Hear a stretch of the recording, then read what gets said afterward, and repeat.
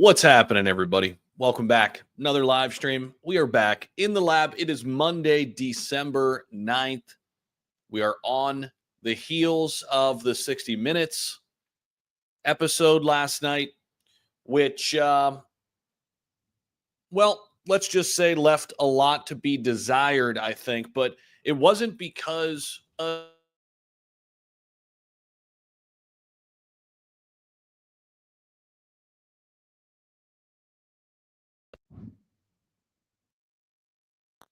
there for a minute. We should be back. This mic, man, these are great mics, these Shure mics, but they constantly come loose, the back end. But anyway, so last night, they left a lot out, according to Brad Garlinghouse. According to him, they had a 90-minute conversation. They just left a lot of the good stuff out and decided to paint a very not so nice picture of crypto, and the negative narratives came back around. And it just goes to show you that we have a long way to go still, right, when it comes to crypto and blockchain. But I just mentioned this in the video I just put out right before the live here. In some respect, all press is good press. You know what I mean? And at the end of the day, this still spotlights crypto. It still spotlights Ripple. It still spotlights XRP. It still spotlights Brad Garlinghouse.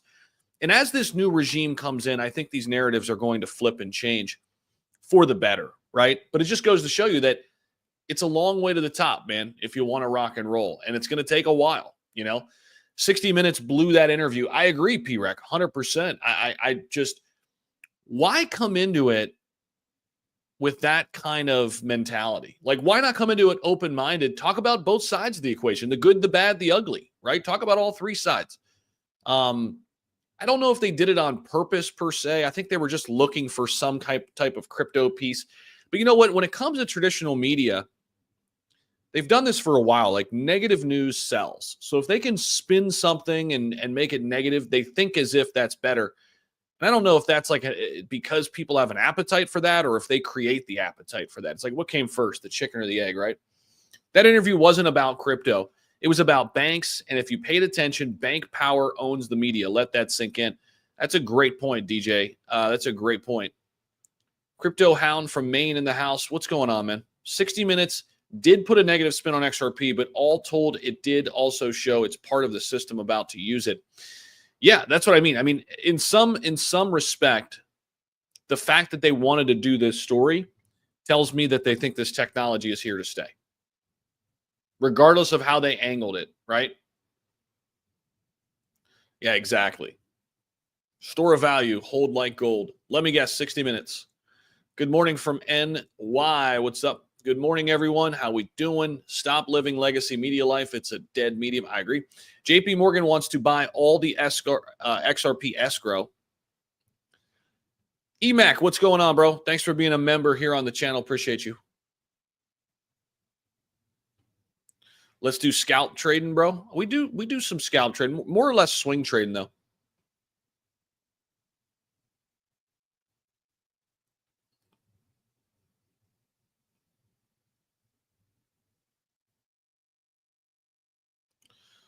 What is going on, everybody? A bunch of people checking in from YouTube, checking in from X. Good to have you guys. Appreciate that, Kareem.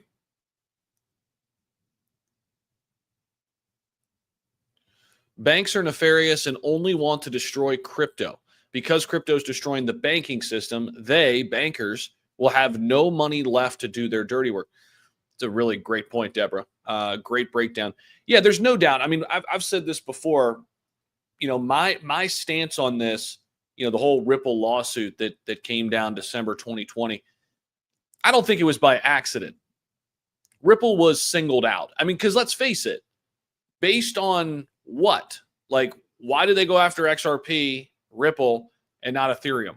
Why did they, you know what I mean? What there was a ton of other companies they could have went after at the same time, or, I don't think for a second that it was just random. Bad editing on 60, but it also shows that it's a big player. That interview was the last-ditch effort to spook retail. It's a good. That's a good angle. They attacked crypto last night so hard. Yeah, But you know what? It's nothing like we haven't dealt with in the past. And think about what we went through and came out of back in 2022. Hey, Z, do you offer promos on your platform? And if so, how does one contact you? I've got an email hooked up, but I'm also, on the back channels of Telegram. Maybe you can find me there. I don't like to give it out public, but I do some promotional videos with the Crypto Breakfast Club, which is coming up in 5 minutes, by the way. That is our space that we run Monday through Friday, 9:30 to 11:30. And we do some promo videos on YouTube as well. We can definitely discuss that. And one thing, I always do is if I'm doing a promo video, I say that it's a promo video, right? And I clearly say, like, it's not financial advice. But we just partnered up with a project for today for our space. Actually, we're going to get into XRP. So here, let me show you exactly what I'm talking about here. We're going to be doing all things XRP today on the space. And our partner today is a XRP meme coin called Flippy. So shout out to Flippy, OG meme on the XRPL. So they're going to be our main sponsor today, which we'll get that rolling here in about 4 minutes. Super pumped about the space today. I'm sure a lot of people have a lot to say about what's going on with XRP. And I kind of wanted to get into, a lot of different stuff too today. As it relates to XRP and HBAR and all these ISO plays, right? Yes, Keith, that you're right about that too. They did try to play that narrative in that card. HBAR about to dump. I mean, it pumped so hard. I mean, it's still up 580%, man, in the last 90 days. 529 now. So, I mean, a pullback here on HBAR is like not the end of the world. You can't go up 529% and then expect to just continue to move higher. There's going to be some pullback. I mean, look at the monthly chart on HBAR, though. Still looks really, really good, right? And even if they came down to about 28 cents here and bounced back off that, which was, right here like 3 days ago, it's not the end of the world at all. PayPay coming back. Yeah, I saw that. Saw that yesterday. Greetings from the UK. What's going on? Good morning, everyone. Art Caffeine, thanks for being a moderator here with us. Appreciate you. Boca G's in the house, too. The OG, Boca G.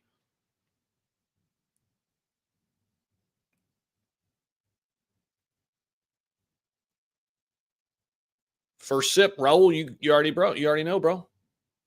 It's my Chicago cup when I used to live in Chi-Town. Got my coffee this morning, of course. Any news on RLUSD? No. And I don't want to report on it, especially if there's no substance to it. There were some reports that it was going to come out last week. We said that there was a chance. We never said it was going to happen.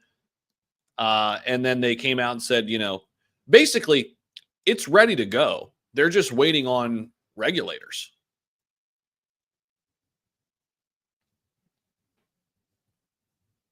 Safe Moon? Why do you want to talk about Safe Moon? Once all the ducks are lined up, RLUSD will launch. Yeah, they've already said that everything's ready to go. They're literally just waiting for all of the necessary powers that be to give the green light, right? The word is retrace, not dump. Yeah, that's a great point. Hedera is retracing. Yes. My man Oscar in the house. What's going on, bro? Hopefully you're doing great, man. Hopefully you're doing fantastic up there. I think you're heading toward Niagara Falls. What's up, brother? Good morning to you, man.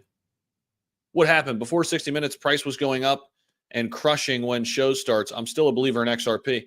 Yeah, Rocky. I mean, a little buy the rumor, sell the news. And, because the news wasn't great for crypto and XRP, people sell off a little bit. But at the end of the day, I mean, it's not the end of the world here. I mean, we're still in a pretty good spot. We're still in an overall uptrend. I mean, if you look at the last 7 days, guys, we've bounced off of, this 224, 225 level like 3 times in the last 7 days. So as long as we hold the line there, at 223, 224, we're okay. We're sitting there 241 right now.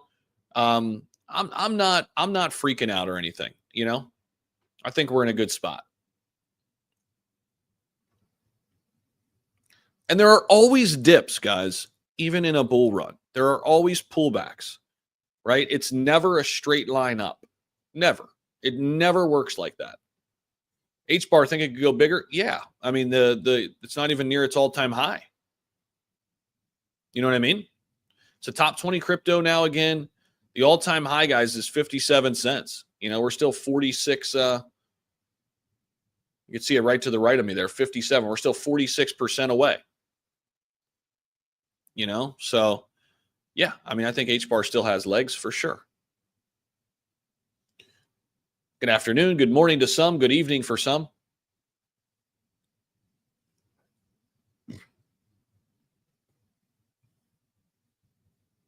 Feels nostalgic. Morning, Roberto. Yeah, smash the like button, guys. Why not? Hammer the like button. Why not? We got a bunch of people in the house over on X and YouTube. Awesome to see everybody in here. Hit the like button. Subscribe if you haven't already. It is time to fire up the Crypto Breakfast Club. We do have a super chat. Hey, Zach, can you give me your thoughts and opinion on MOG? Kind of on the fence. Well, MOG recently just got listed to Coinbase. I do like it, but I kind of missed the boat. So I personally just don't chase it because I missed the boat, right? But we are at a $1.4 billion market cap. Maybe there'll be a pullback at some point. You just kind of be patient a little bit. But I'm heavily invested in Brett, right? I've got great positions in Doge, SHIB, and Pepe. So I personally, where I'm at, I have kind of my meme coin portfolio, at least the large caps where I want to, build out a really strong position. I've kind of got those set for me. And I'm really focused right now on like AI, really focused on the future of RWA and gaming making a really big comeback.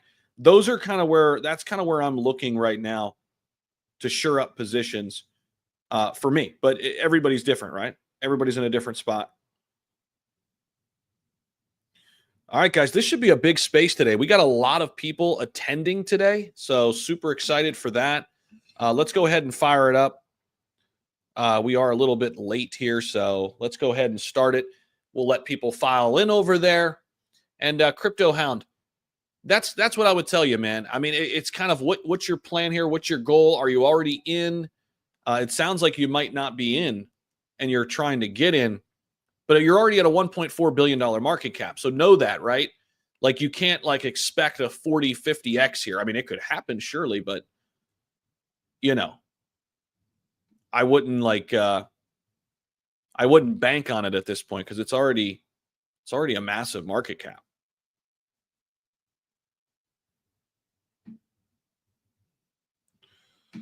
All right, we're getting all our co-hosts in here. Zach and Paid and Larry's coming. We got Flippy, our sponsor today. They're filing in over on X already, guys. We're getting ready for the Crypto Breakfast Club. Let's freaking go. Good morning to everybody out there. I see you all chiming in. I see you all coming in. Guys, as you walk in the door, smash the like button. Subscribe down below. If you guys are on X, go ahead and give the space a repost. Hit the like button over there as well. We do have already, we've had almost 600 people tune in to us over on X. So continue to share that out there with the people. And we're rocking and rolling, man. It's Monday morning. Let's freaking go. Let's freaking go. It's kind of a long weekend, I feel like. It was kind of a long weekend, but crypto was kind of choppy. Nothing really brewing, but it's a new week, new time, and new opportunity. So excited for it. Ready to rock and roll, guys. All right, I'm going to turn it over. We are going to start the Crypto Breakfast Club, guys. Let me change my settings, change my mic volume so you guys can hear everything loud and clear.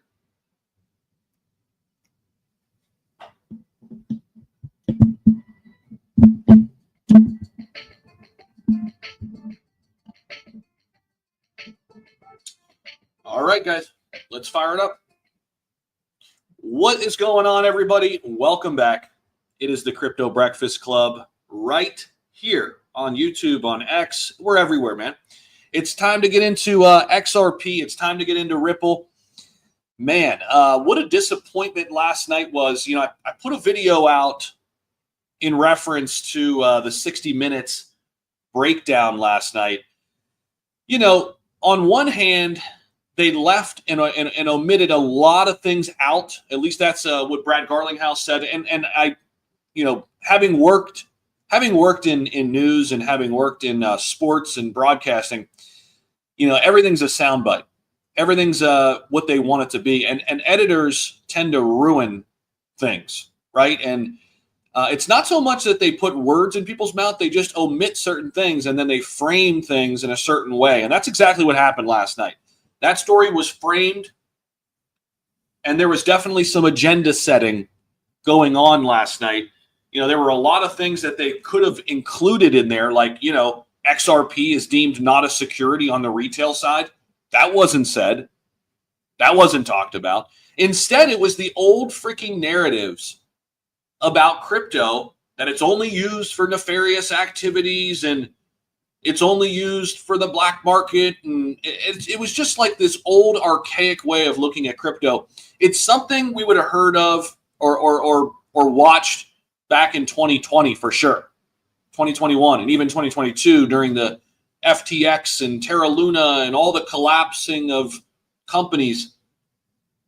I thought we were a little bit further down the road, you know, with Bitcoin getting an ETF, with Ethereum getting an ETF, with Bitcoin hitting over 100,000, with, you know, the now president going to Bitcoin Nashville. I thought we'd be a little bit further down that road.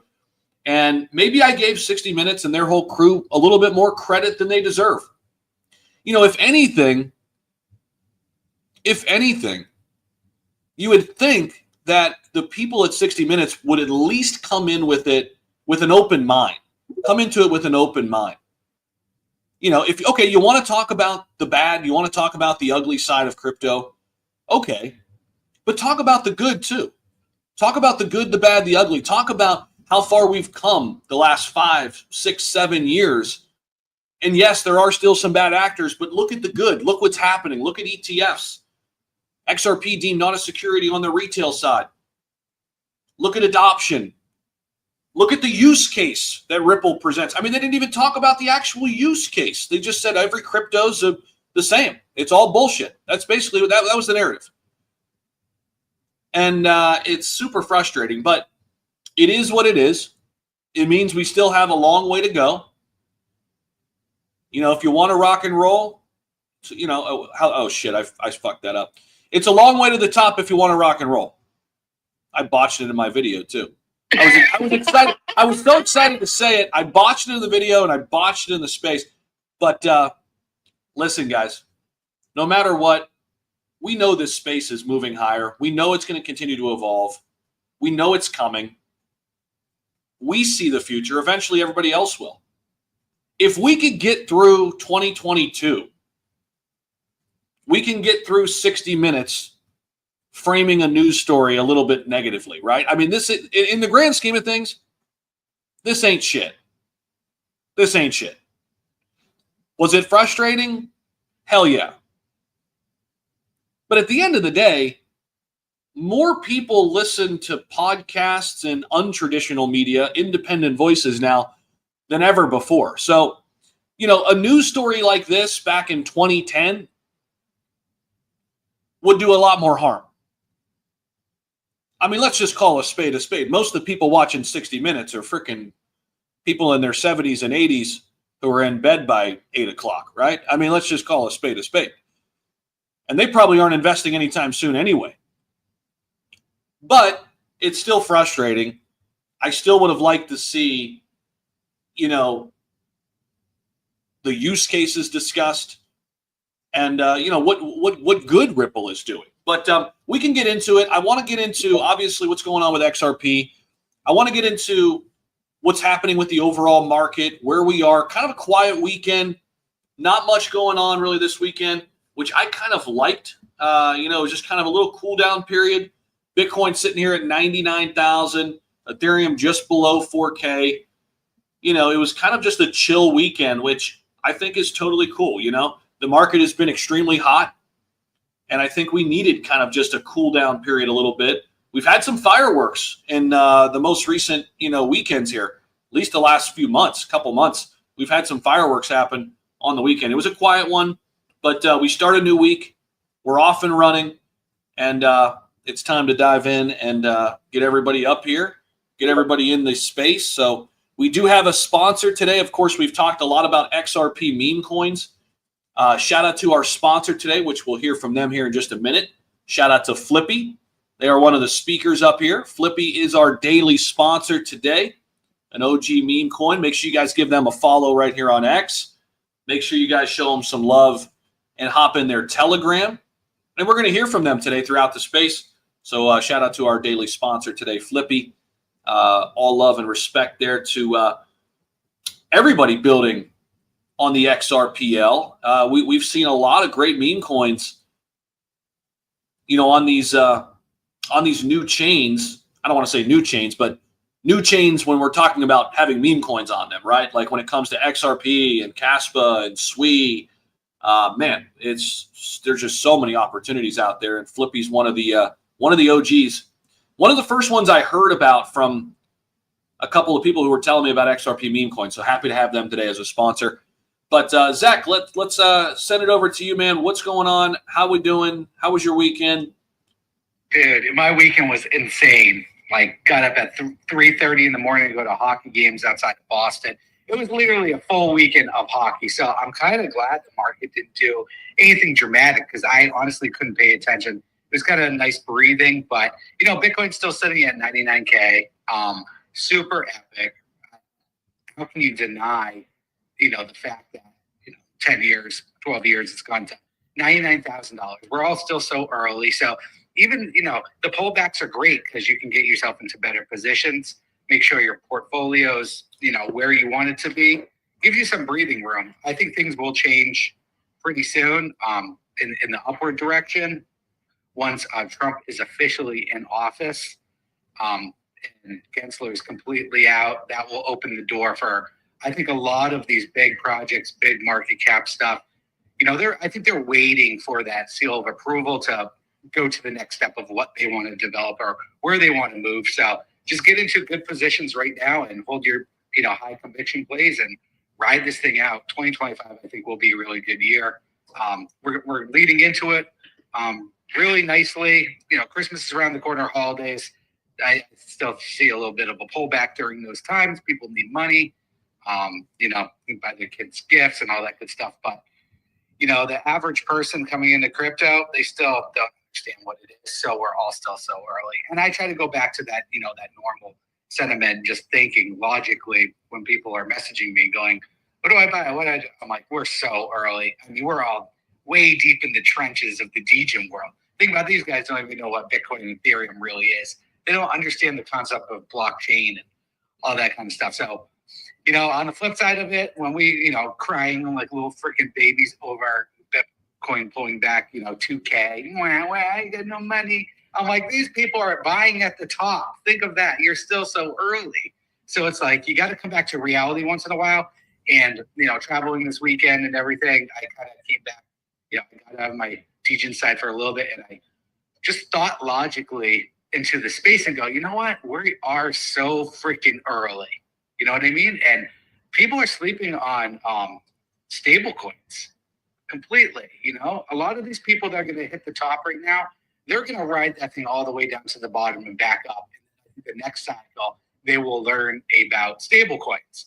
You know what I mean? But the best part of crypto, the number one best part of crypto, I don't care what you build or anything, it's liquid.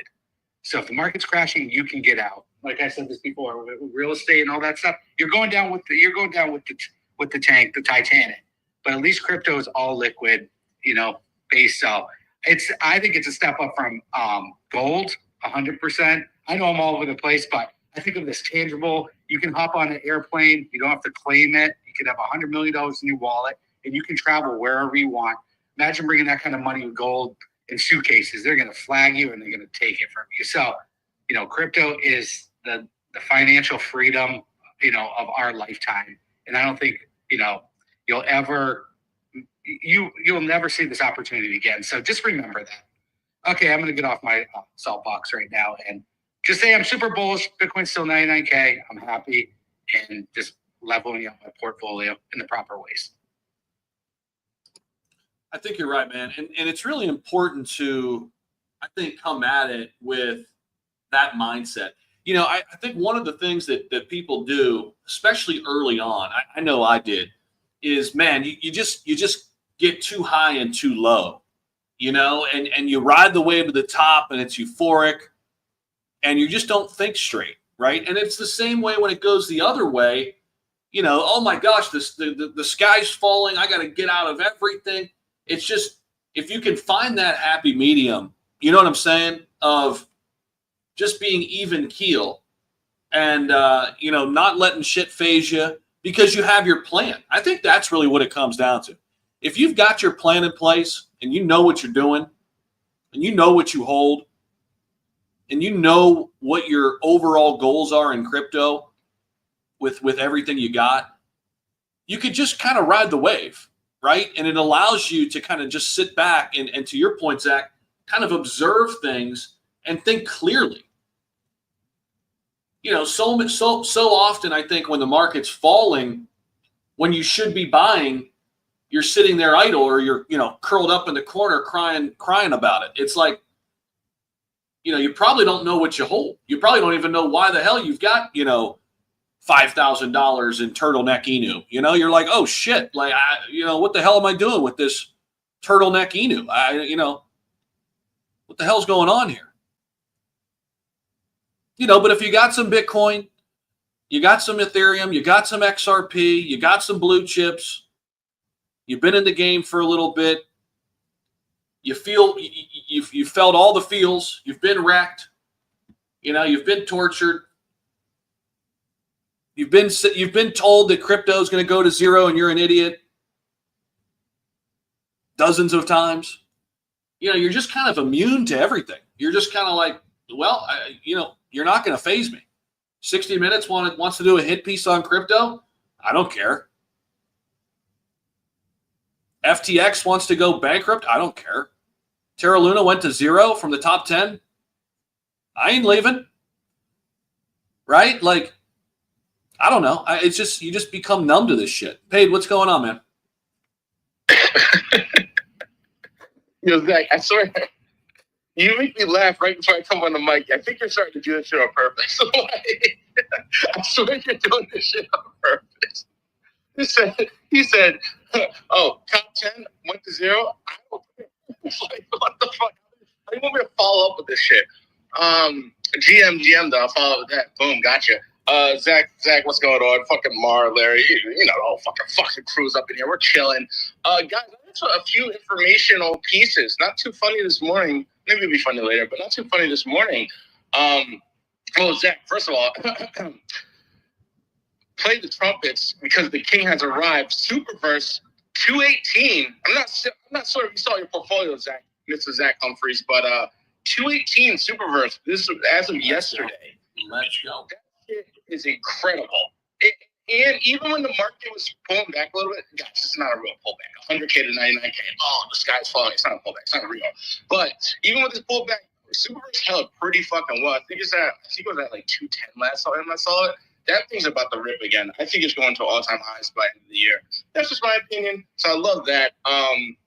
But no, I messaged Larry, and I think I texted you, Zach, about this new blockchain, and I want to hear Larry's opinion on this. I talked to Mar Mutasa. I rounded up the truth on this one. I said, hold on, guys. We need to look at this. And I need everyone to look at it. And Zach, if you can pull it up on your live stream, or if you pull it up on your computer so you can look at it right now. Yes. I saw your text, too, and I hadn't had a chance to deep dive into it. Is it, what is it? How's it spelled again? K-A-I-A. And probably Larry has more information on this. It's two blockchains coming together, right? They already have an ecosystem. They're calling themselves the largest blockchain in Web3 Asia. That's what they're saying right now. That's what their website says. Like, I'm not saying this out loud. Like, they literally on their website, the largest Web3 blockchain in Asia. Everyone look at this. I looked at them a week and a half ago during the end of one of our spaces, and I was about to talk about it, but we just ran out of time, and I don't want to fucking like prolong it any longer. But at the time, I was at like 102.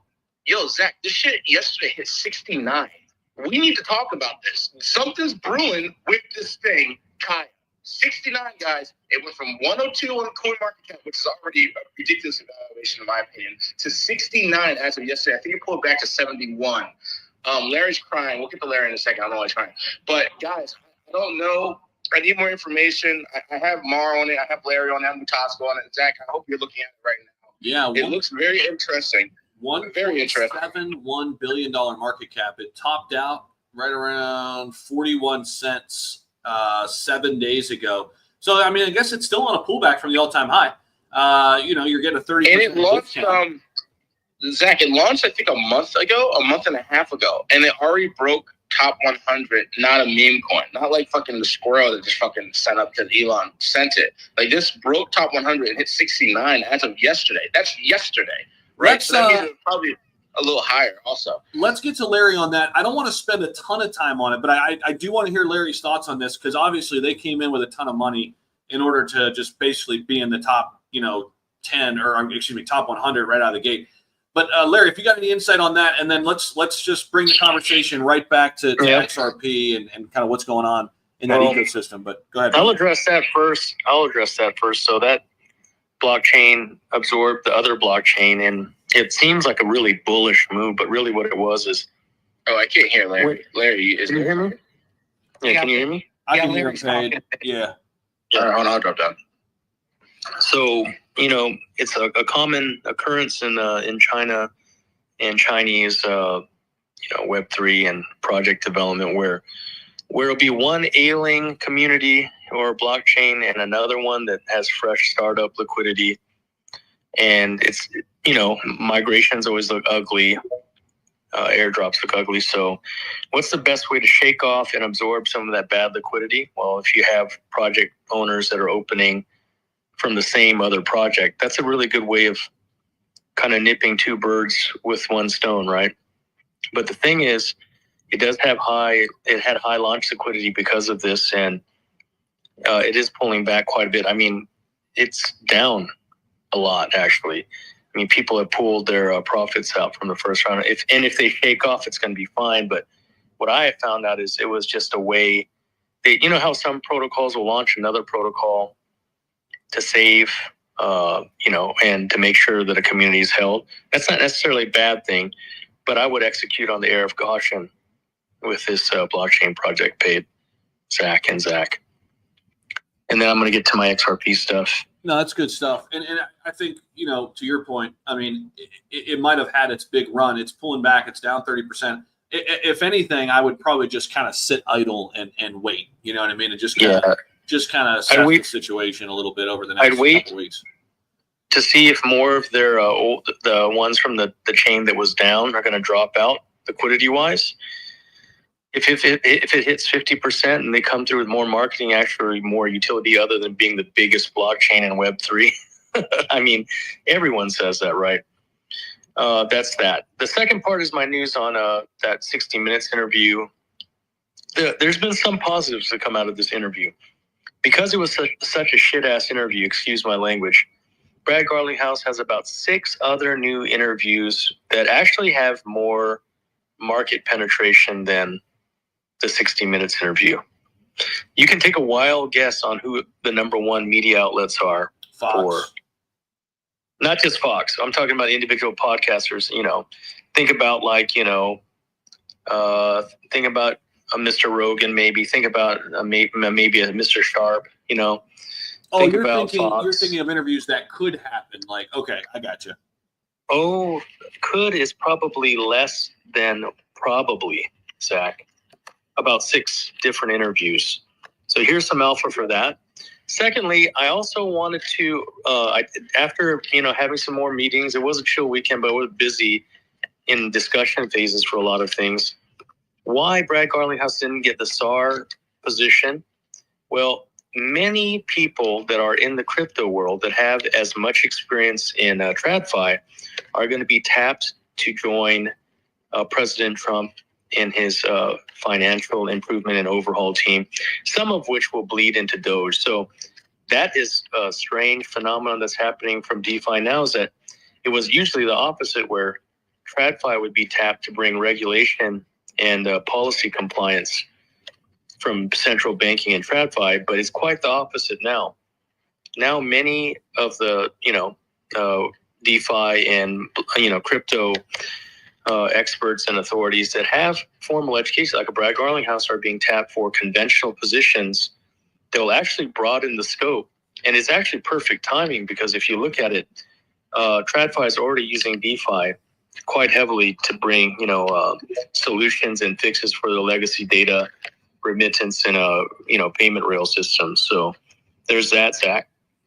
Also, no financial advice, but you really had better get Ethereum soon. I've made a lot of alpha calls here 2 or 3 weeks early. Here's another one.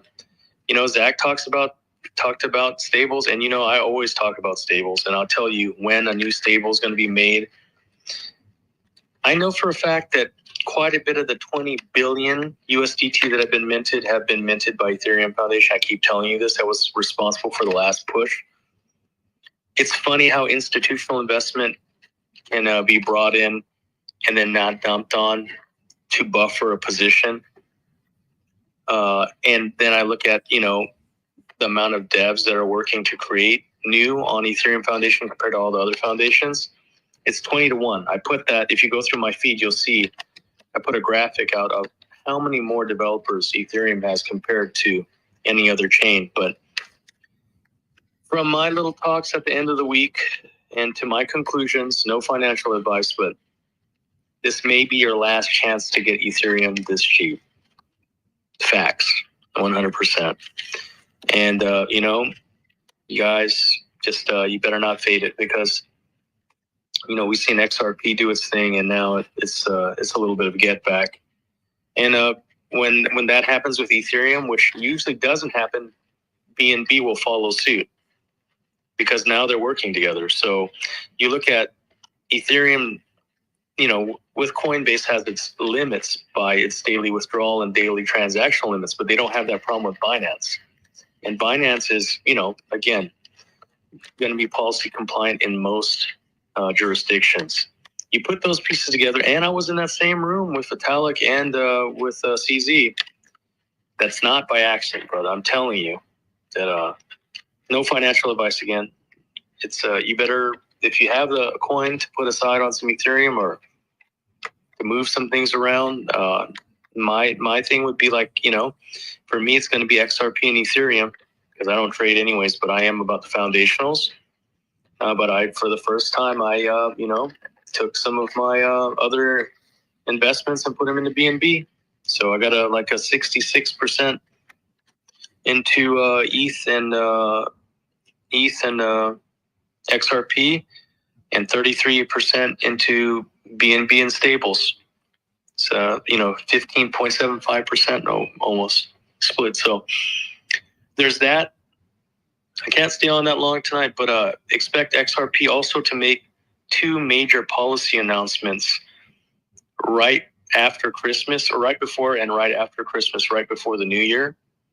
There's always a new year pump right after the holidays, because, there's a little bit of a retracement because everyone's spending money for gifts and for holiday and trips, etc. But we're going to be burning the first week of January.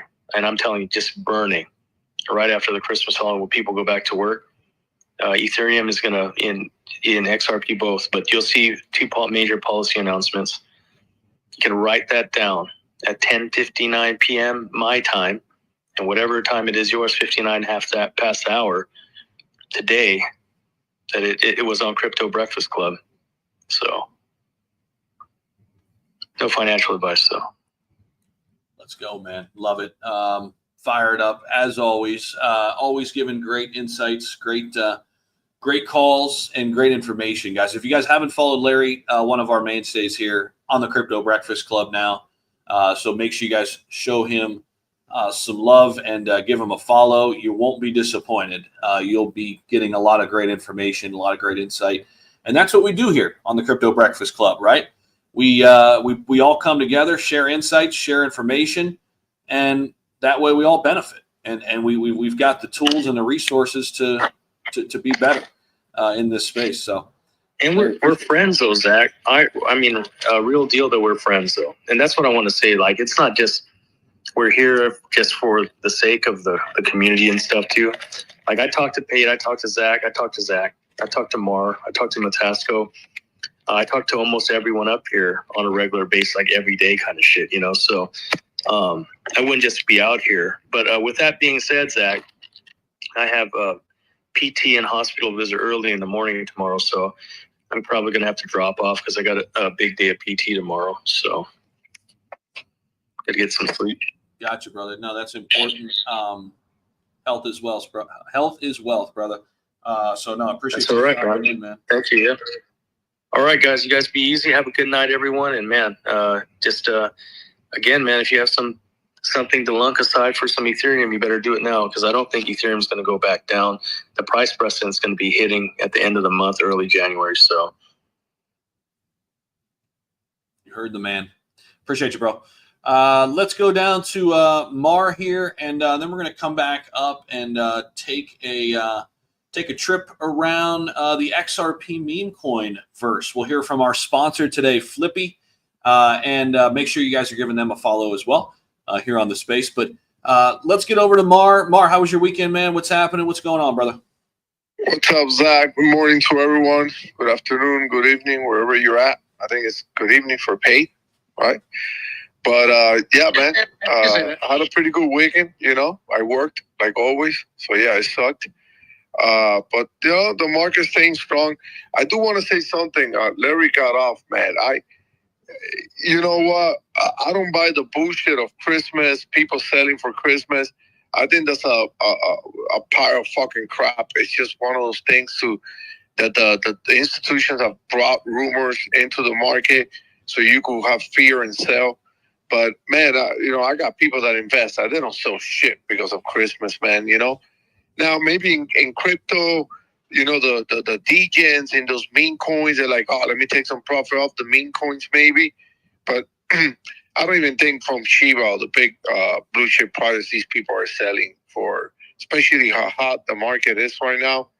It's just a rumor thing where people are like, let's sell to buy, you know, trying to time the market.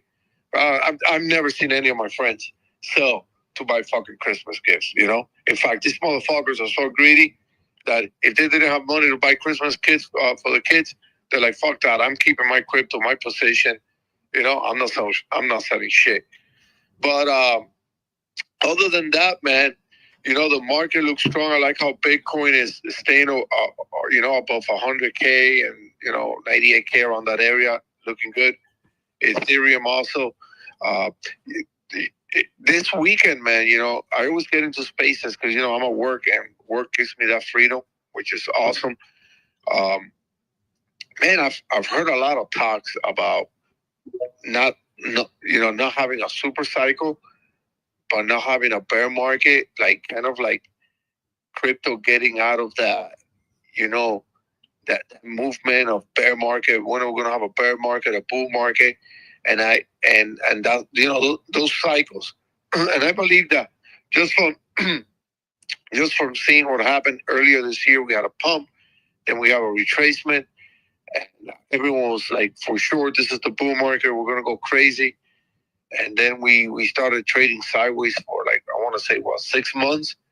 So I think the cycle is breaking, man. I think the cycle is breaking, and you got to think things about, you know, BlackRock and all these ETFs, they cannot afford to get that 60%, 70% retracement on Bitcoin, because then all hell will break loose. But yeah, man, we actually have 2 big launches tomorrow. I know that Zach is probably pumped up about this one.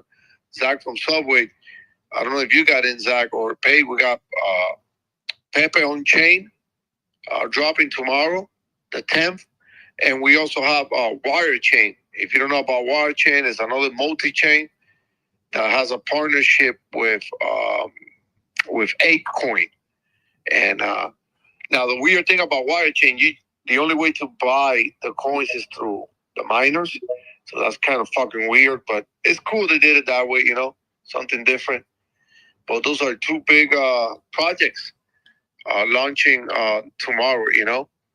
And last thing, man, you know, I'm a little disappointed.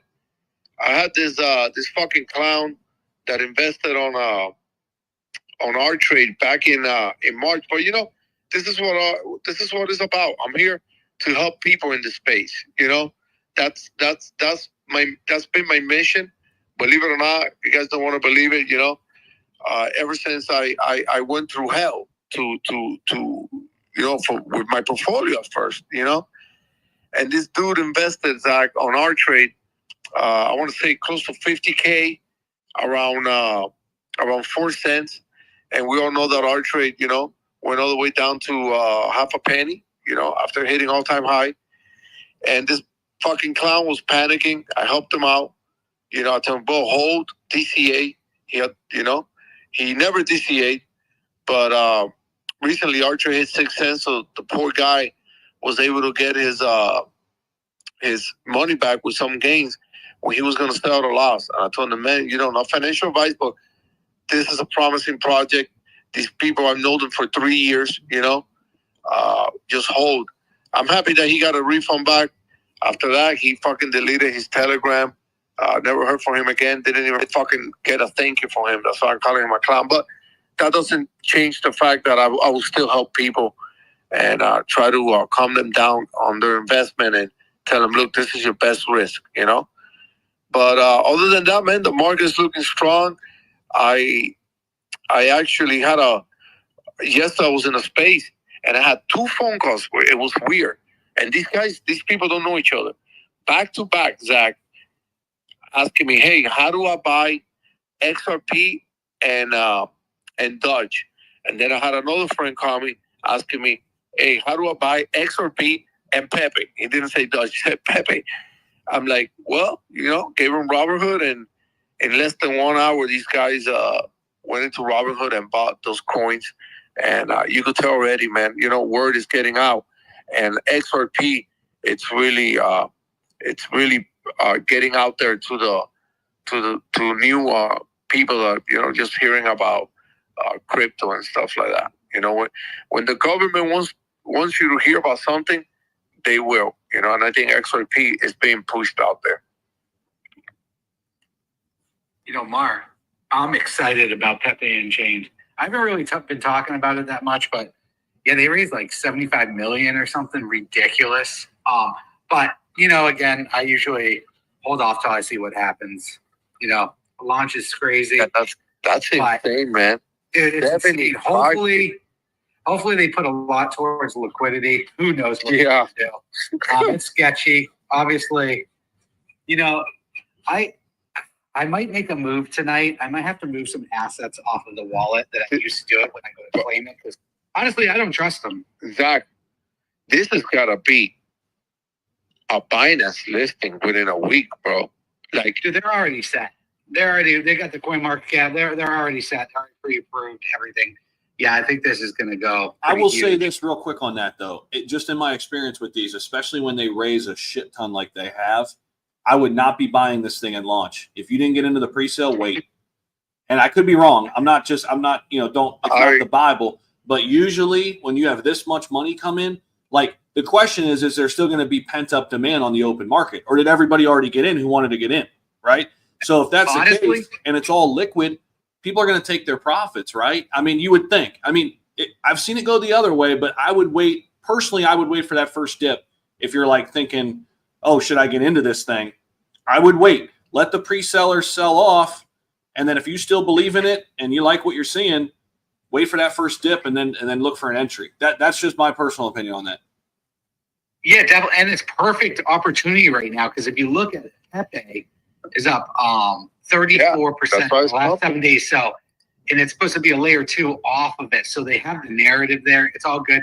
What I feel bad for is those people that are staking. Sorry, you know how I am with staking off of fucking launches. It's ridiculous. So those people are they're going to be exit liquidity so fast. This is Zach, let me ask you, because you were able to stake while pre-sale was happening, but they're going to be locked or what? Yes, they're going to be locked. Yep. It's That's the whole, yeah. It's going to be a disaster. That right there was the game. Buy greediness, double your bag by staking, but your coins are locked at launch. That's it right there. That's how they got you. You know, this one, I'm actually I might not even trade this one. I might just watch it and see what happens after a couple of days. It can't be any worse than Hawk Tui. So I got into that one. Yeah, but at least get your money out. At least your I'll get my initial out and then leave the rest to ride. But the only thing that scares me, because that wallet I have some decent plays, I'm probably going to move them over to a new wallet today before I connect my wallet to claim my tokens. Because if it does become a dusting, I'm fucked. So I'm going to set that probably up after the show and make sure I got my assets out of that wallet. I was shocked, man. At one time, like 2-3 weeks ago, I went in to see, and I read 7 million, and then my friend is like, "No, 72 million." I'm like, "Nah." Dude, I'm like, "Holy shit!" I think I got in around like 5 or 10 million. So you got a good price. Yeah, so I got it really early. But and you didn't stake. And you didn't stake at all. Fuck no, I hate staking. Yeah. Staking is the worst thing ever, unless it's an Ethereum or it's a, Well, like for instance, I have my R-Trade coin staking for 90 days, but I did it back in July. You know, where I knew that the market wasn't going to pump until Trump. If he got elected. So the cool thing is I stake for 90 days, and then after 90 days, you could leave them staking, but I could unlock them whenever I want. You get what I'm saying? That's pretty good because they're not locked anymore, and they're collected. But Mar, I got into a project, right? It was like an early one like this. And this is when I learned not to stake ever again with early projects is the dev was saying stake, and all the people staked. So when I do these launches, I usually have a main wallet, like a holding wallet, and then I have a trading wallet. And everyone relied on this guy, and he's like, yeah, stake. We're going to make it. We're going to do this well, blah, blah, blah. And as he convinced the community to stake, he was selling off. He was slow running. And these people, all their tokens were locked up. And they were messaging me. They were like, what the hell do I do? I'm like, let's go on the back end, and I can unlock your stake for you through the smart contract. And I was helping people, get their tokens out of that, because the dev was selling on it. So I have a whole different perception of staking at early project launches like this. Down the road, if it's legitimate, through 6 months or a year, staking's good, or Ethereum staking, that's fine. That's not going to go anywhere. But the majority of the staking stuff usually end up with more tokens and the value is way lower. So it's not good off of a launch. I don't care if it's a $75 million project. It's just too scary. So there's a way to unstake always by the back end? Mm-hmm. Yes, there's the back end. Yep. Within the smart contract, I know how to do it. Basically, I can't really say it on here, but yeah, I can unstake pretty much anyone's tokens. I just tell them what to do. They got to use the main wallet they stake with. You can't use another wallet, but you can get out of that. Yes, completely. And with a penalty or no? Yeah, depending on the smart contract, if it had a penalty, yes, but it doesn't matter. I'd rather get a 10% penalty than than a 90% rug. Exactly, 90% rug, 100%. So there is ways to get out of these things. It's just you got to know the right people to do it and help you through it. So.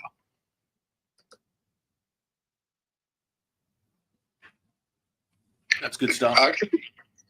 Real question is there a way to, now that I have one, thank God, but a wallet that's blacklist, is there a way to get around that too or not? Depending on how they wrote it up. So, it really depends on how the contract was written. Oh, okay. All right.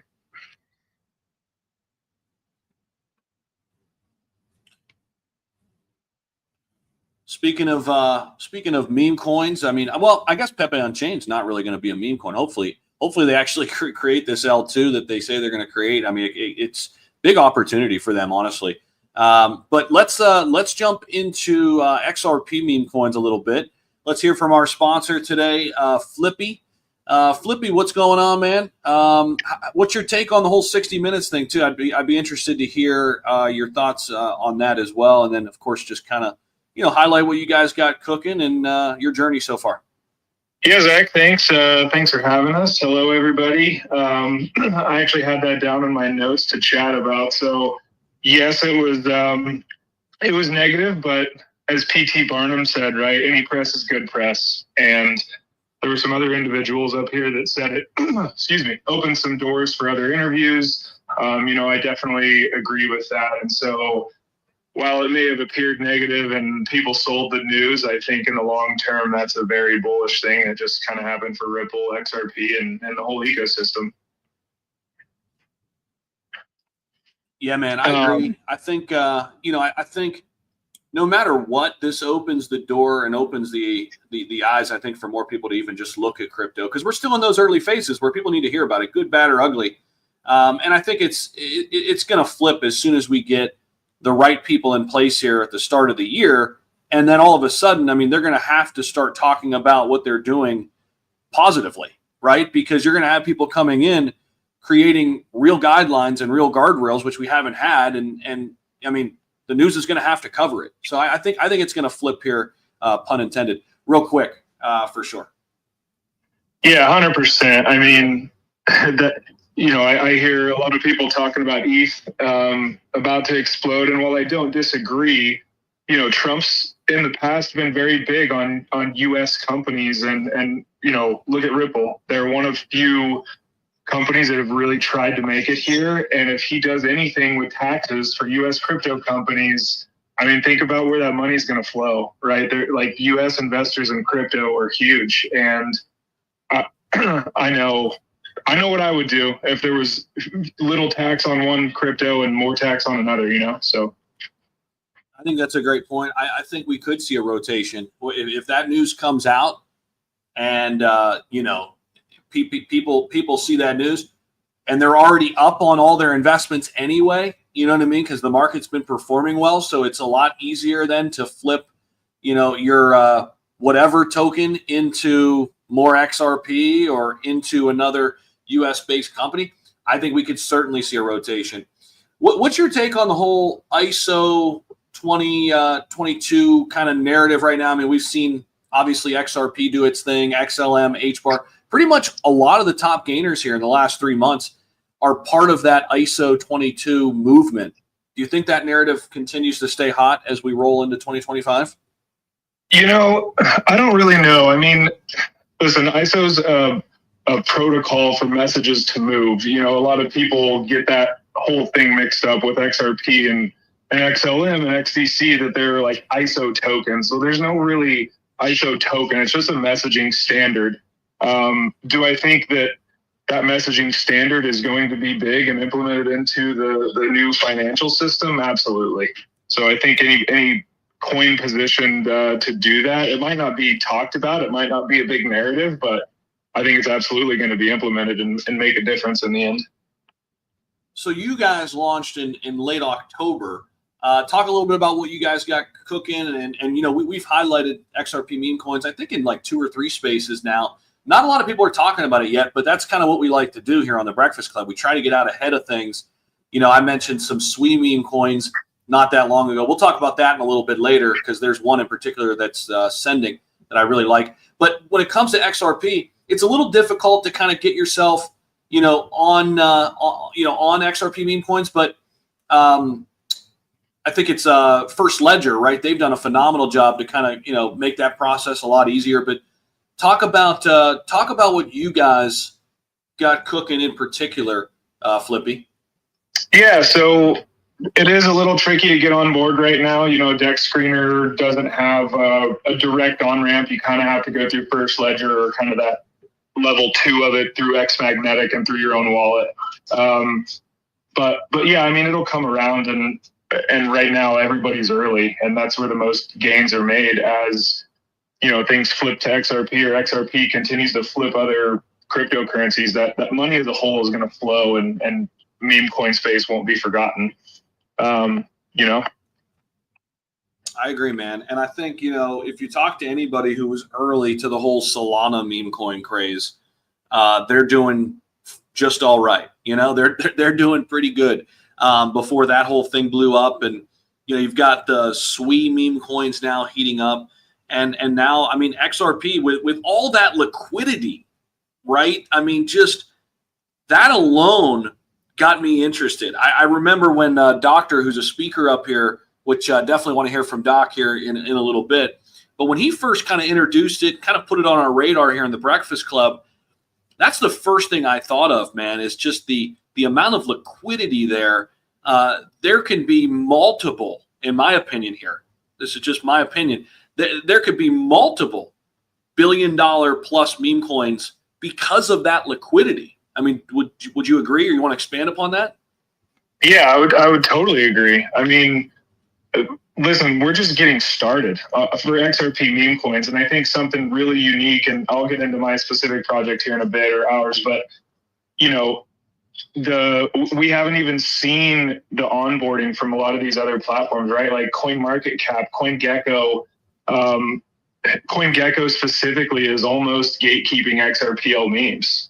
You know, you've got big projects like some of the top 3 that can't get on CoinGecko. So what is that? That tells me that the meme coins are being treated just like XRP has in the past. Yeah, man. I mean, you think about Solana, right? Okay, Solana is a $108 billion market cap. And how many meme coins do they have in the top 100 now? 3? You've got Whiff, Bonk, and Popcat, right? I mean, think about that, guys.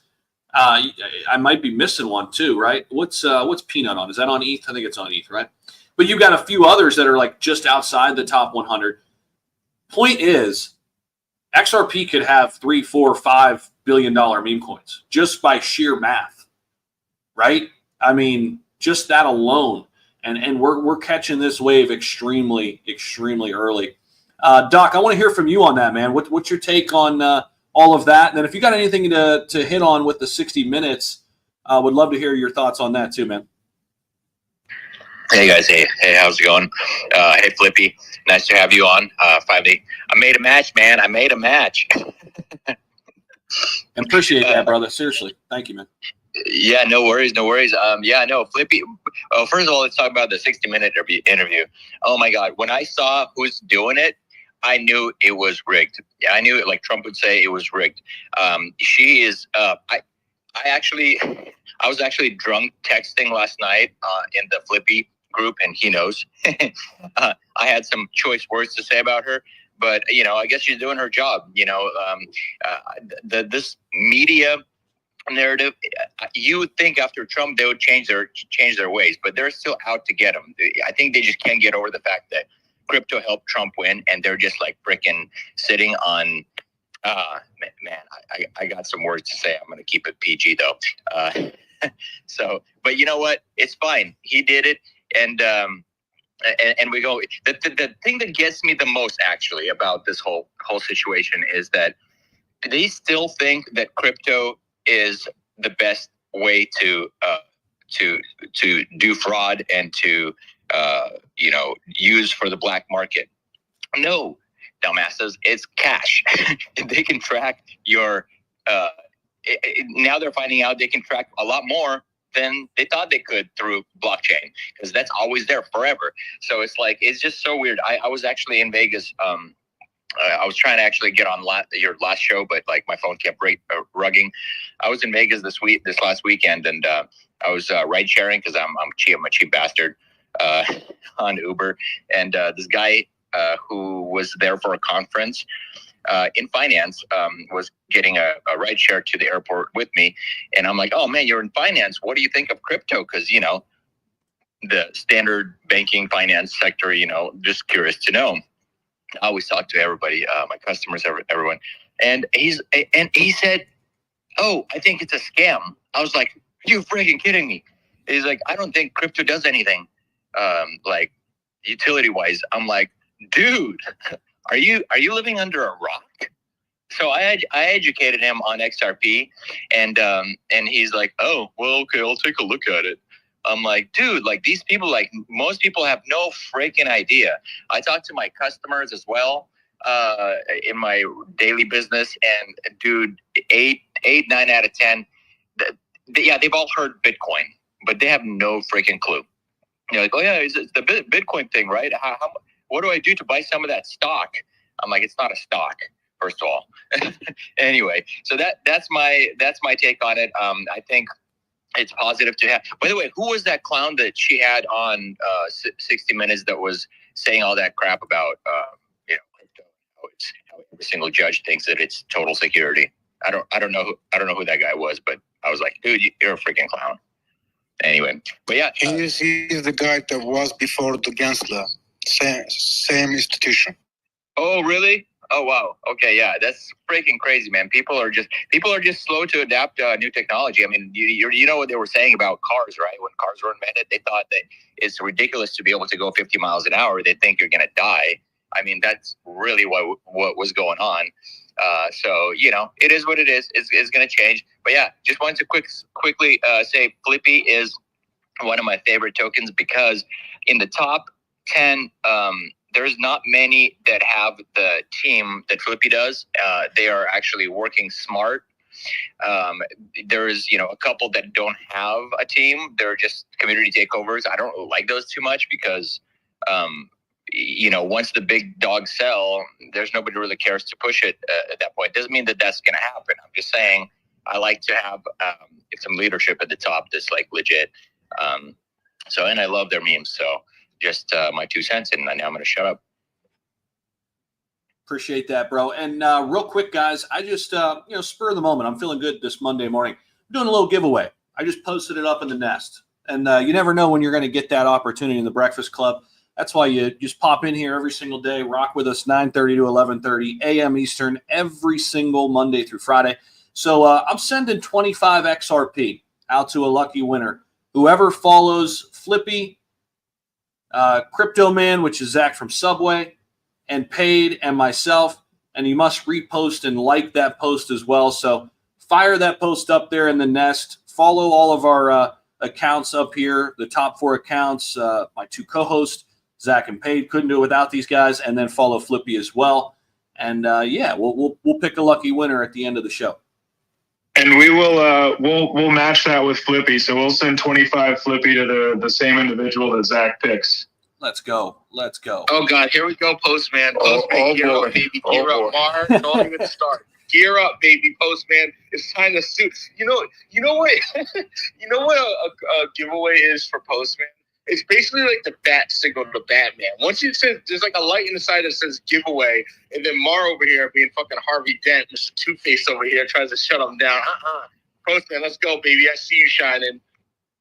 For those of you guys who don't know, Inside Joe, Crypto Postman has won more giveaways than anybody else on X. So, if you guys are fresh and new to the show, Postman's an OG on the Breakfast Club. He's always tuning in while he's delivering the people their mail. So shout out to Postman. I'm sure he's listening somewhere down there. But hey, let's jump over to let's see here. Let's go to GME XRP. I want to get your take, man, on the whole 60 Minutes thing and kind of where you're at right now with Ripple with XRP. Welcome to the show. Hi, Zach. Thank you for having us, and thank you especially to you because there is many influencers now onboarding onto XRP meme coins, but you won the first one actually who give us a space to speak out of our walls. So you is important for XRPL community. And what about the 60 minutes? I yesterday shared a post. It's just a 60-minute delay for our ATH for XRP. XRP faced not just the 60 minute and this mainstream media FUD. We faced like institutional FUD, lawsuits, everything. But there is a huge community, a huge believers behind this. So it's just a delay. Their FUDs will do nothing for us. Just give us a 60-minute delay, just that. And as you see, you mentioned Hedera, you mentioned another coins are popping up. Because what they do, like Ripple did in the bear season, they are not focused on the creating volume boost to pump their chains or they pump their volume. They build something to serve the real life utilities, not just something shit. So who build on the bear will take the profit in the bull. So what XRP, what's Hedera, what's the other guys who pumping like 30%, 50% in the last 4 weeks is reasonable because they build it. About this established media is I'm coming from GameStop culture. We know how to fight the establishment. The mainstream media is establishment. They will resist to anything new. They will resist to anything. They are not making money behind it. They will resist to middleman. They will resist to daily person. They're working for another guys. They're working for another establishment, and we will work for ourselves. So since Satoshi minted Bitcoin, the freedom is minted. We're not even in this established slaves. So they're saying it's using for less black market, money trafficking, gun trafficking. What about HSBC's suitcases? They laundering money. It's many court was about it, laundering money, huge money for this drugs. What about other big banks doing with the US dollar, doing with the yen, doing with this Chinese papers? So this crypto is purest thing. I'm not gonna repeat Michael Saylor, but there is nothing pure than Bitcoin. Actually, is the only legit value storage on earth because you can follow everyone, every action, and it's open for everyone, not just some guys from Fed checking the money or from Bank of America checking the SPRITZ, where it's going, where it's doing. Everybody free to check who is doing. Just there is no names. Finding names is easy for any government. It's not a big deal. It's a decentralized, but not a jungle. So we know the established media. We know their man Gary Gensler. They from this banking system putting on SEC. So we are good. We keep moving forward. When we came to XRPL meme coins, this floor is still floor. There is no token above 100 million. The volume is still low. The volume is going to XRP itself, to coin itself. And all our ecosystem as XRPL meme tokens, not even big enough with PEEP, only one token. Whole ecosystem and put one Ethereum token and put one Solana token. All the volume not even close to these big guys on other chains. So everybody that much early. Is onboarding people a bit hard because Ripple and XRPL, the ledger, take the safety matter. So you have to create trust line. You have to put something so nobody can send you shit tokens or scams or drain your wallet. So security is first on XRP, the ledger, because the ledger built to maintain the world economic system, not to maintain meme token representative, but the ledger first target, not to create meme token, create world economic transactions. So it's a real deal. So the security is first. You see some transaction here on meme tokens like 10K XRP, 1K XRP. This is nothing when you send from bank to bank, from this big company to big company. So security is first on the ledger. We are a bit more secure, not a bit more, much more secure than Solana, much more secure than other chains. So our working system is different. So yeah, onboarding a bit hard, but I highly recommend you to create a first ledger boot, Zach, and pin your referral code, because there is a huge money to gain behind it. Myself, from the issuer wallet, I'm using it.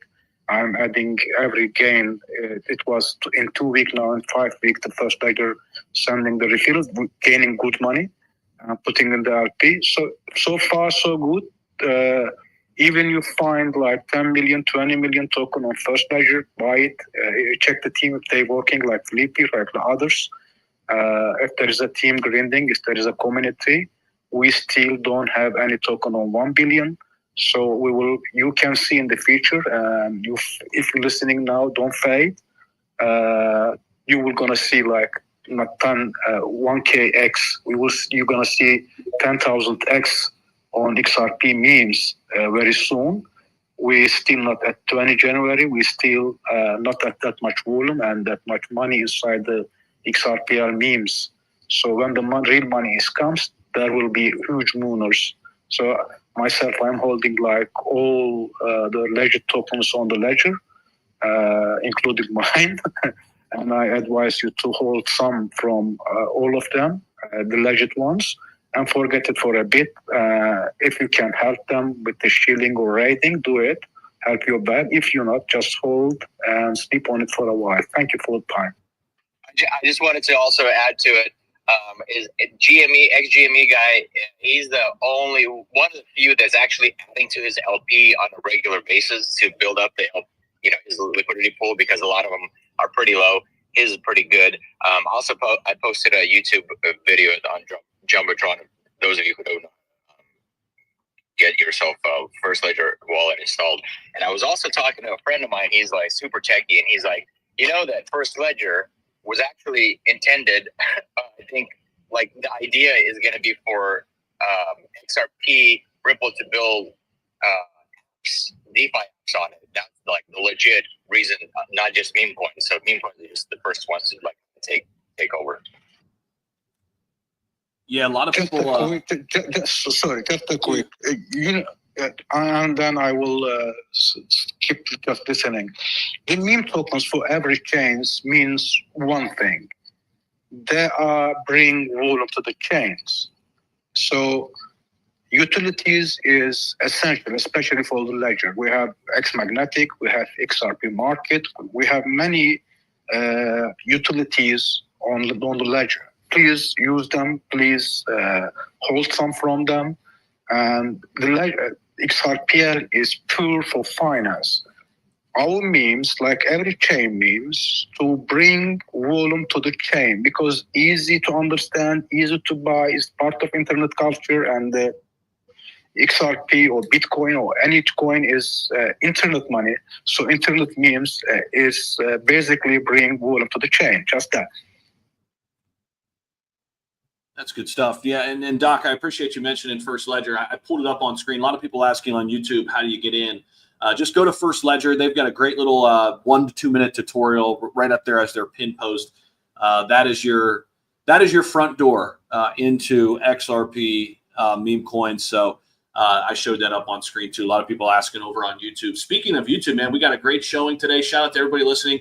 Make sure you guys hit the like button. We've got about 1,500 people live with us across YouTube and X, in addition to everybody who's right here on the space. So we kind of do things a little bit unique, a little differently here, because I've got the YouTube platform. So a lot of people just kind of, on their drive in from work, or if they're at work, they're listening in. That's the cool thing about our show. They could just kind of listen in on YouTube too. If, that's how they kind of found my platform, which is really cool.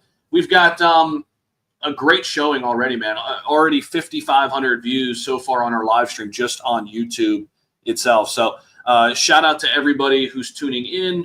Much appreciation for everybody listening on X as well, and people who are right here on the space. So let's keep it moving. Let's see here. General, what's going on? How we doing?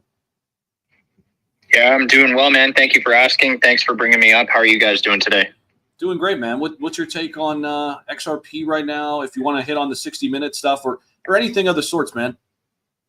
Yeah, man. I think XRP. I'm bullish on XRP. How can you not be at this point? I've been accumulating XRP for years. I made a mistake back in the 2020 bull cycle. I round tripped some gains and then ended up selling at a later point. So I only started putting my XRP bag back together again probably about 8 months ago, which was decent timing. The 60 minutes thing, did anyone see Peter Schiff's tweet about 23 hours ago claiming Bitcoin as public enemy number 1 in America? Dude, now? Peter Schiff. Yeah, I saw that. Grinds my gears. Typically, just admit you're wrong. Just admit you're right. You're wrong. Listen, if I'm wrong about something, I'm like, yeah, my bad, whatever. This dude, for over, 10 years, can't be like, yo, okay, my bad. You know what? Maybe this is something we can all, like, benefit from. No, this dude keeps doubling down. I keep seeing his fucking tweets every day. Sorry, I'm a little hostile with this, but every day I have to see this guy's tweets indirectly because of, my friends comment on it, and this guy's just like, Bitcoin's the worst thing that's ever happened. It's like, bro, you said that shit at $500. Yeah, so this is kind of my point, right? Like, you got the Peter Schiffs of the world, and who knows? Maybe in IRL he's a pretty decent guy, but this he's talking about Bitcoin being public enemy number one because the American government has interest in it. That's not going to change Bitcoin's trajectory. It's not true. So I didn't see the 60 minutes bit, but it's pretty inconsequential in my opinion. I mean, look at the whole run around with the SEC for how many years, and we're seeing now how inconsequential that was, and that tied up Ripple for quite a long time. So I think I'm not a guy for price predictions or TA or anything like that, but I could see Ripple hitting easily $10 this cycle, and that, I don't know, to me that's kind of almost a bit of a bear case in my opinion. So I don't know. Moving on from that, guys, I just want to do a quick shout out to NovaChain. It turns 3 weeks old today, and we're about to smash through 300 holders. We had our first live focused community sort of raid session last night. It was fantastic. We had probably between 15 and 20 community members come in and out of there to do some raiding and just vibe together. So it was good. We smashed dozens of posts, and we talked about a lot of things that we have planned for the community going forward. We appear to be set for a reversal, having maybe presently recovering from a triple bottom. So it looks like we might be testing some resistance around 169K. Like I said, not a TA guy. This is just what I see when I look at the chart. So if you guys haven't checked us out, make sure to do so. Definitely. And then just a quick comment, and Alchemist, I'll get right to you too. It sounds like you want to say something about Peter. But I'll just mention this. At this point, man, I honestly think he's doing us a favor. Like, he's doing us a solid because he just keeps talking about Bitcoin. And everybody knows it's a joke. Everybody knows he's wrong. So he talks more about Bitcoin than a Bitcoin maxi. I mean, to me, it's like you're actually helping us, bro. And he knows this because, he's created a platform now off of just being like this dude who gets a ton of clicks of people just commenting on his stuff, which feeds the algorithm, right? I mean, he knows what he's doing. And honestly, you really take a step back, it's helping. It's more people are seeing what Bitcoin truly is. All they got to do is scroll down for 20 seconds and see all the comments from all these smart people around the world calling him an idiot, calling him a complete idiot. And it's like, dude, keep going, man. Like, keep digging yourself a bigger hole. You're actually helping. That's my take on it. Yo, Zach, here's my honest take on this. I think he holds Bitcoin, and I think he got in early. And I think he's been fudding this whole time just to keep stacking his bags. That would be a big brain play. If in 5-10 years, he's like, yeah, I got Bitcoin at $1,000. I bought a lot of it. Like, that's what I honestly think is happening. Because who spends this much time hating on something? Like, it's just too much energy. Like, try hating on, like, one person or one thing for too long, you get tired. It's like, I got to talk about Bitcoin again every morning. Nah, that dude got a bag. I'll put money on it, too. That guy has a bag, 100%. I think Peter Schiff is just as bad as Jim Cramer. Obviously, he's part of the mainstream media. He's fucking funny and lying. Obviously, he has a bag of that shit. And also, he sells gold, right? So he sells gold, so he's probably wanting people to buy gold, his product, instead of Bitcoin and cryptocurrency. You know what I mean? So with that guy, bro, don't even pay attention to him. I remember when I first started investing, like when I was like 24, my first investments were silver. That's the worst shit anyone can ever do for investments. Why? Because right now we're living in a period of time where everything's fucking inflated up the ass. And gold and silver are not doing what they're supposed to protect you during the inflation times. Crypto is. So Peter Schiff, man, fuck him. That's what I'm going to say about it. One piece on the Bitcoin thing. So I think, especially in the XRP community, right? Like, there's an anti-Bitcoin movement on some level within that community. And I don't know if you guys follow notfinancialadvice.crypto, but he's kind of an OG in the XRP world. I met him up in LA and we had a terrific discussion about Bitcoin. He's really involved with different blockchain councils that are, you know, in a 30,000 foot view. His whole description of it, or the use case, is that Bitcoin seeks out and finds cheap energy, and then the infrastructure is built. So I encourage you to go check his stuff out and check his explanational videos if you're like a Bitcoin hater on any level from any other chains. But yeah, fascinating explanation there. I think this is unrelated to Chef. I think I'm gonna put $100 in Flippy. I think that's what's about to happen. I don't know what the fuck I'm doing. I'm on First Ledger, confused as fuck. Work on the website a little bit, but I'm working. I'm in the trenches. Hold on, guys. Hold on. I think the Boys Club has something to say. He has his hands up. Boys Club, you got something to say? Hello, everybody. This is Bernard Christophe. I'm actually the in charge of the member relations at the Boys Club. I absolutely love the conversation we're having here, and just hope everyone's having a wonderful week so far. Yeah, there's so much activity going on. You know, the 60-minute interview by Brad. Personally, I think it was a hit job by the institutions. I mean, what else could it be? I mean, the interest is there. Everybody's buying, holding, and the price is being moved down. Why? Honestly, my take is that institutions want our XRPs for cheap. I mean, they've always done that. This is just the way they do it. So, you know, nothing out of the ordinary there. But yes, as far as our club goes, you know, we want to bring the XRP community together, because that's the only way we will grow. And it doesn't matter which projects you are maxis in. The Boys Club is for everybody. So, you know, I'm just doing my job. We all have been CTO'd recently, but I feel the people at the helm of our project, of our club, are leaders in this space. So, and we're pretty low market cap with TVL at the moment, but this is a very it is a very ground floor time to be part of our club. So you all are welcome. This is a personal invitation to all of you, and hope you can be part of our Boys Club. And it's not just for boys, by the way, it's for the ladies as well. Dude, your accent alone makes me want to invest. So, Well, that's what I said. Like, the first time I heard him talk, I'm like, bro, I'm buying in just because, like, well, I was already in there, but then he talked, I'm probably going to buy in some more.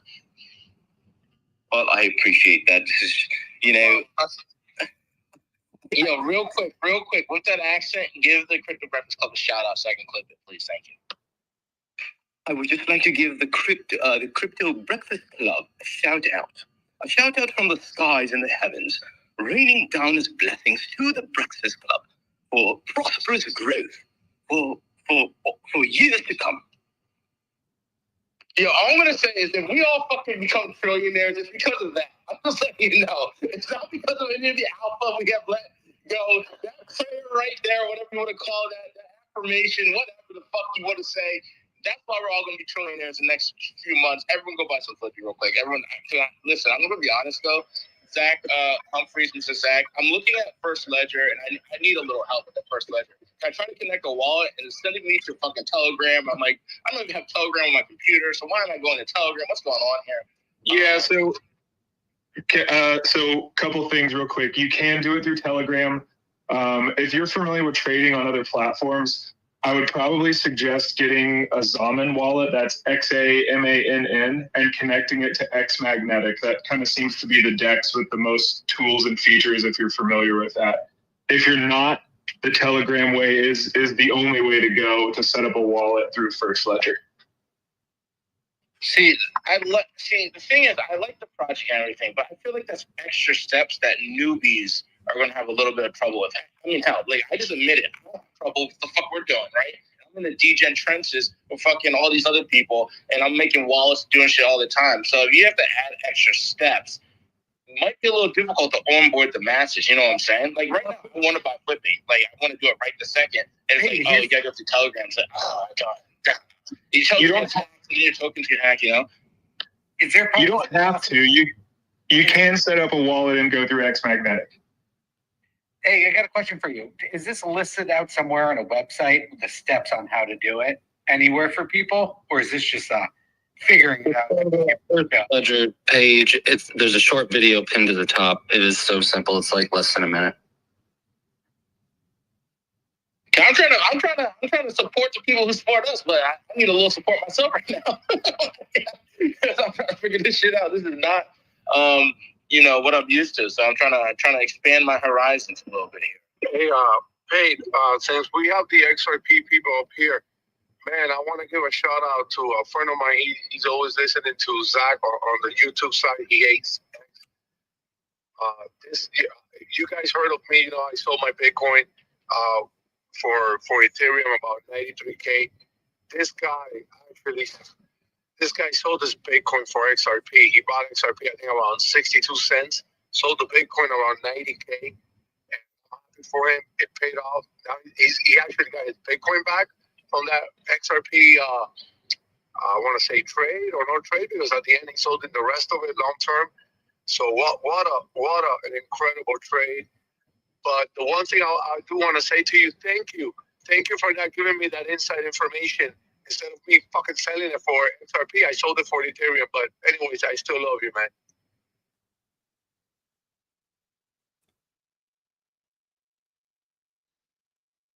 Wait, what? Last part went right over my head. I mean, he knew something. I mean, you're not a boss to sell your Bitcoin for XRP. He knew something, he knew it was gonna pump. I was still scared when they donated that money to Kamala, but that's what it is. I'm happy with my Ethereum trade. I'm still happy with my XRPs, But yeah, man, the dude sold Bitcoin for 90K and bought XRP at 63 cents or under 60 cents. And I'm happy for him. He's also a land guy like me, He wants to buy some land, so for sure he's gonna get it from XRP. He goes, I'm gonna get XRP $5-7 minimum. If it doesn't do that, it'll be a fucking disappointment. I mean, but like land as real estate. Yeah. Where do you plan on buying, bro? I'm buying land in Colombia right now. Colombia's super nice and super cheap. Yeah. I try to buy land like here in Florida, near communities that are getting in close to that land, and then I'll sell it. I just feel safe with land, man. I hate real estate when it comes to like renting or selling back. I hate that shit. I did that and I hate it. You live in Miami, bro? You sound like you live in Miami. I live in Miami. Yeah, I'm in Miami. Oh, that's fire. Me too. I'm right here in Miami Lakes. About to go do a closing.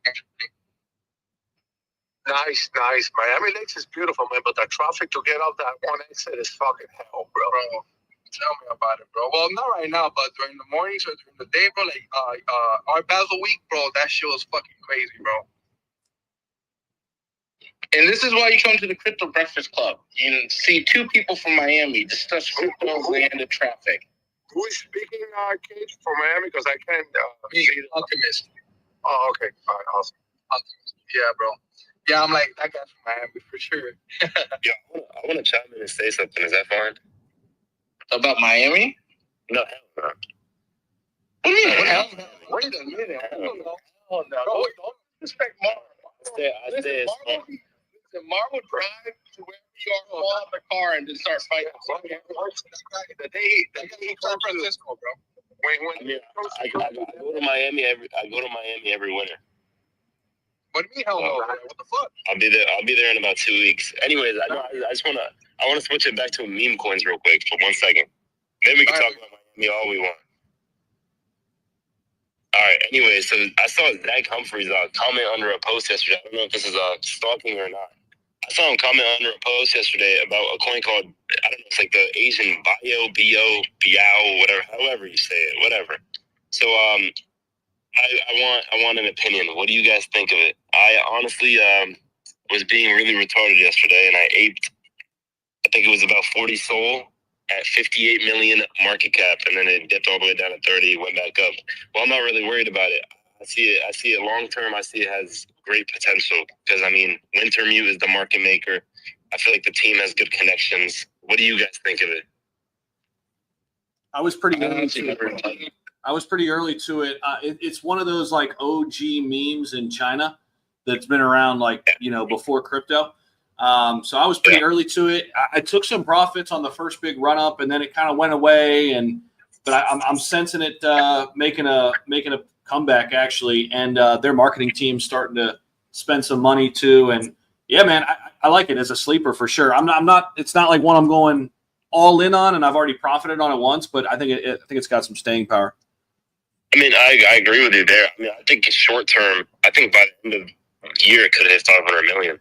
I think it is very, very possible it hits 500 million by the end of the year. I mean, the marketing team is great. The only thing I don't like is that upon launch, the coin, 67% of the supply was bought up, and it was split amongst hundreds of wallets. And if you look at it, there are some wallets that just have Biao, however you say it. I'm just gonna call it Biao. They have just 1 million tokens, and it's like a bunch of wallets that just hold 1 million tokens. And one of the wallets actually sold off all of it. So I'm kind of curious as to what that is, and I'm kind of curious if that's the developer selling, because the wallets that have the 1 million, 2 million, 3 million tokens were all sent by the dev wallet. So I don't know. I mean, that's always the thing. That's always the thing, man, with meme coins. I mean, you just got to hope that they're good whales, right? I mean, that's really what it comes down to, and they slowly drip out over time, and they don't nuke the chart. I mean, that's just really what it comes down to. Yeah, exactly. No, something like so I'm a Brett Maxey. Something like Brett. You know how Brett had that FUD when the dev owned 90% of the supply, or the insider scheme, whatever you want to call them, they own 90% of the supply. Man, Brett's sitting at $2 billion market cap. I hope it could definitely do numbers if the team behind it does what's right. If they sit there and slowly sell off now, we'll be at zero in the next couple of days. And that's one of the reasons, right, Mood? Like that's one of the reasons to your point on Brett. I think that's one of the reasons why Brett hasn't gotten listed on the top tier exchanges. I do too. You know what I'm saying? I stand with you. I do too. I think that it's very risky for them to get listed on exchanges, right? Well, the thing is, honestly, right now, we saw Jesse, the guy that basically, I think he's the developer of Base Chain, like he does all the work behind it. He tweeted, he was like, "Is this the first time Brett was on TV?" So, I mean, Coinbase definitely sees Brett. They definitely 100% they see it. I mean, it's just a matter of time. The other thing with Coinbase, that's like their top token on their base chain. It's almost like it's almost like they'd be taking away from their new thing that they built if they go list it on the centralized exchange. That's exactly what I'm saying. So I can see a Coinbase listing happening around a $10 billion market cap for Brett. I mean, because the thing is, their goal is to onboard a billion users to Base. And I mean, if they get 1/10 of that, that's still huge. 100 million users on a Base chain, that's pretty huge. If that happens, they don't even need the listing on the centralized exchange. Exactly. Because let's say average person puts in $100. Bam. We have 100 million people putting in $100 into Brett. That is so much volume for Brett. So, sure.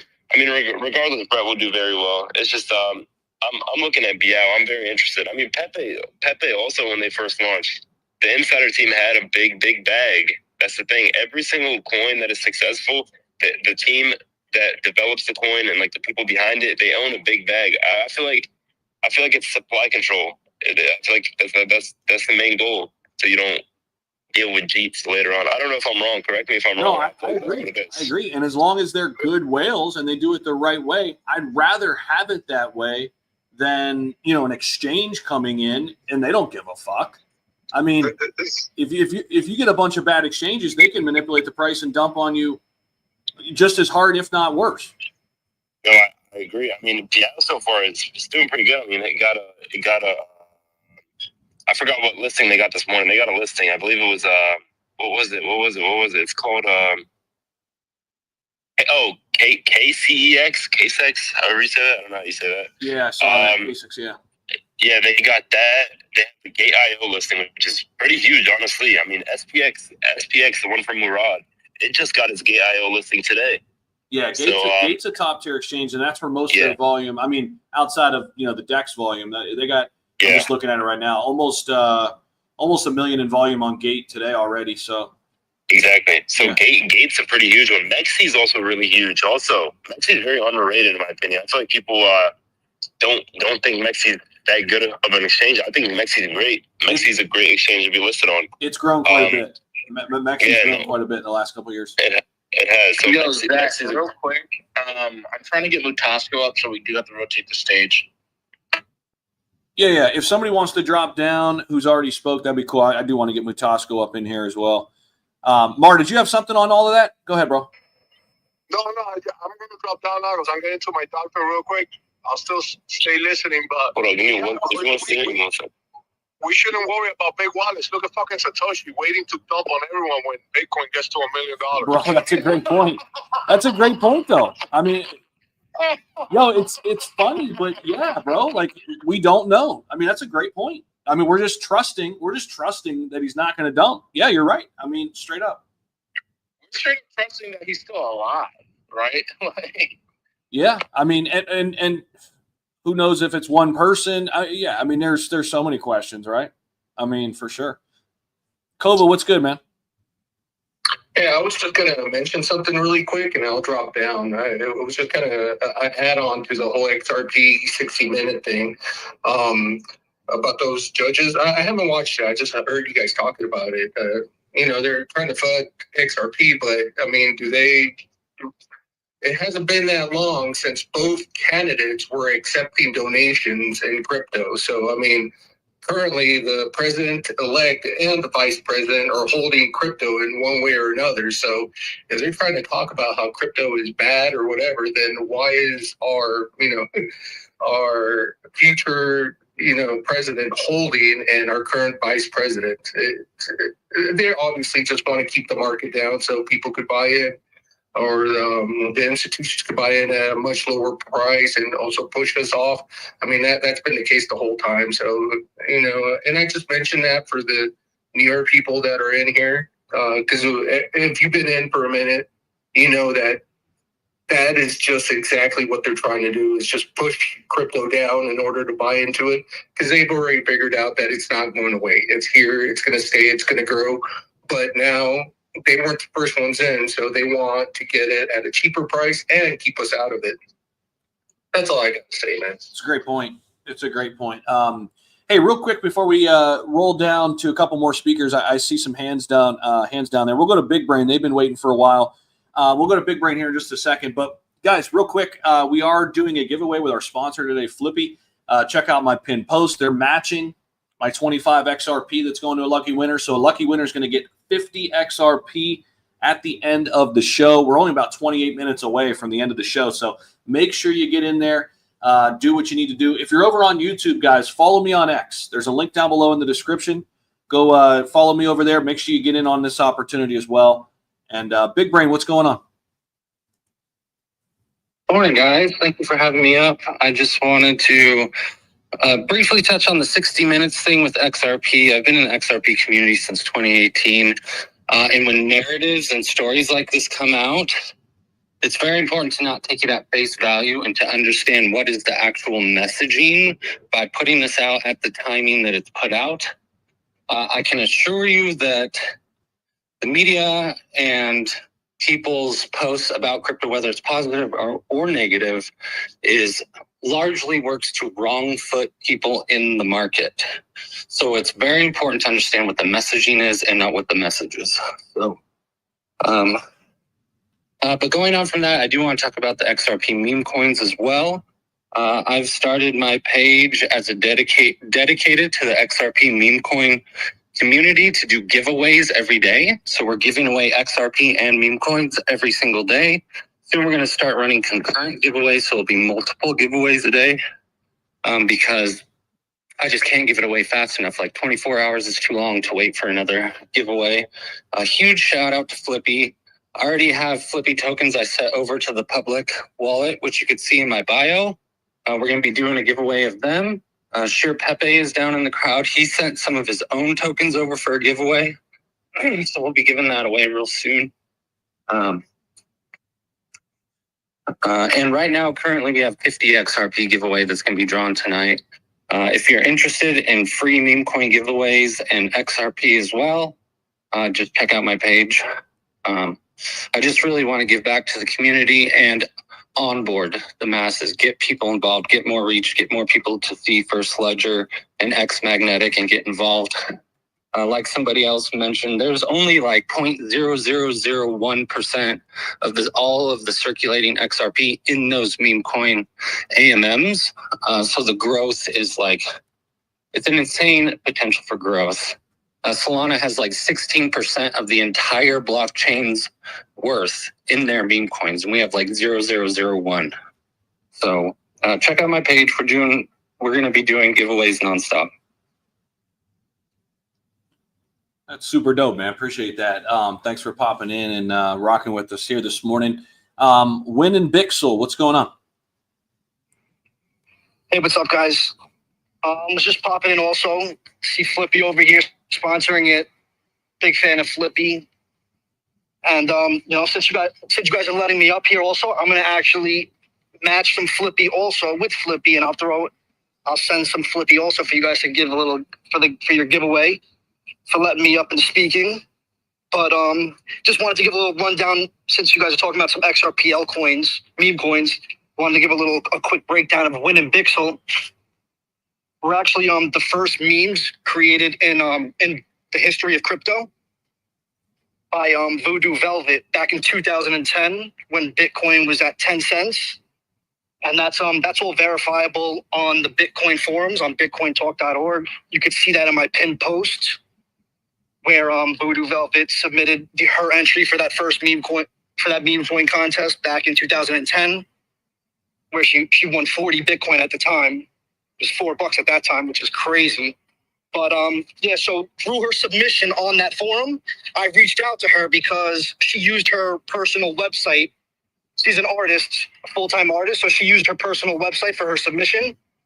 And that same website, voodoovelvet.com, is still active. And I reached out to her there, inquiring about this meme coin competition. She was like, "Yeah, I remember that."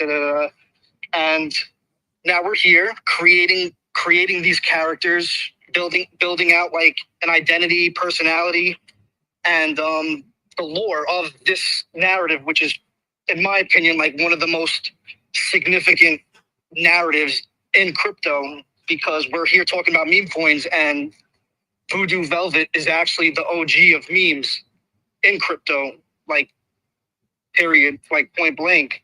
So, I mean, relatively new. We're about like a little over a month in now of actually like giving the characters their names. Like, that's why no one's ever heard of Win and Bixel before.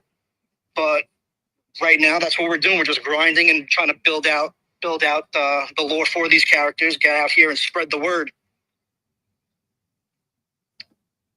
Yeah, and they are grinding. We're working with them for some rubberized actual like Flippy figurines too. So those will be live shortly.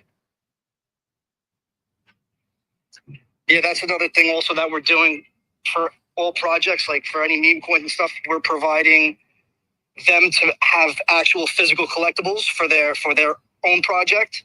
So any project that, you know, like would like to get something going for their communities, what we're doing is we're offering any project to reach out to us and burn 1 million Win and Bixel tokens, which is like roughly about like 100 XRP now.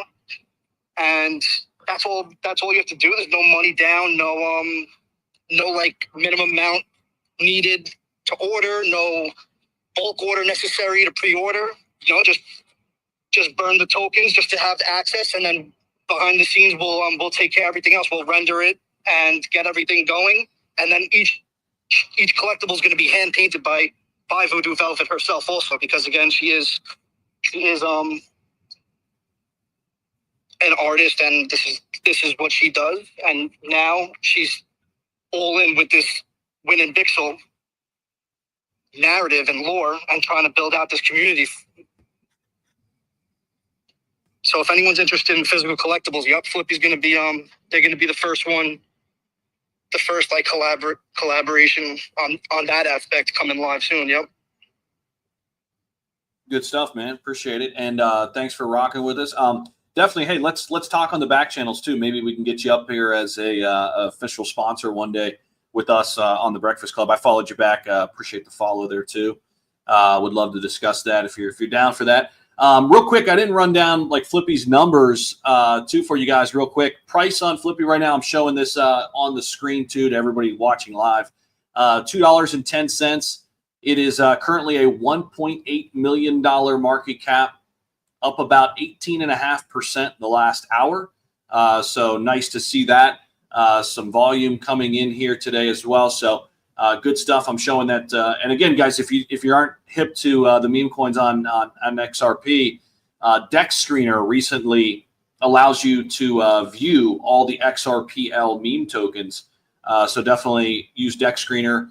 You get the full rundown of what's going on. There's a lot to like in the space right now, and like we were saying earlier, like we've been saying, super early right now, given how much liquidity there is and just the overall market cap of XRP. So tons of opportunities. Hey, I want to get up to our good friend Mutasco. Mutasco, good morning to you, man. Very interested to hear what you have to say on all of this as well, and just kind of your takes right now on XRP and of course the market, man. Good morning.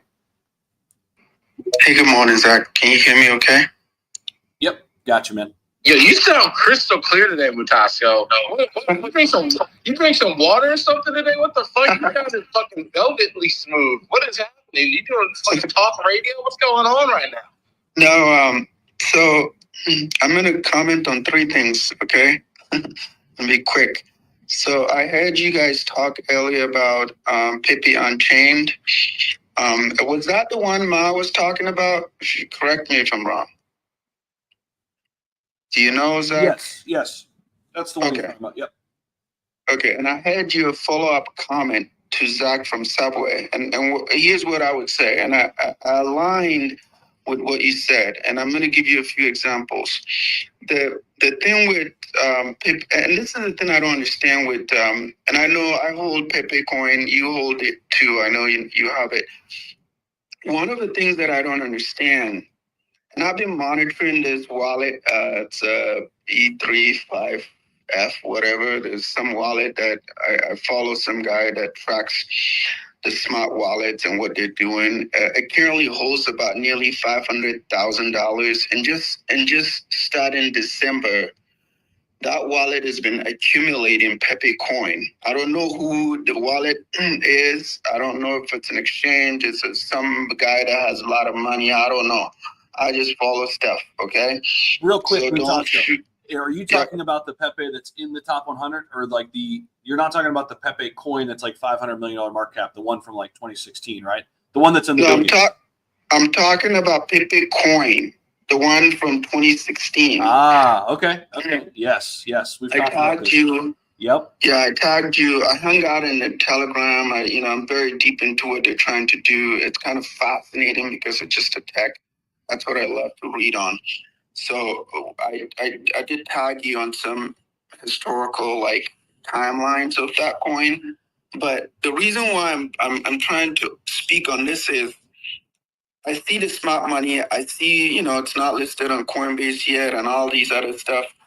But I also think what they're doing, because I have other projects around the BitTensor Tau ecosystem, and there's been some back-end collaborations between them on this, they have this AI thing going on. It's super fascinating. And one of the things that baffles me is the Pepe that we're now watching go up to $11 billion market cap, just the derivatives around it.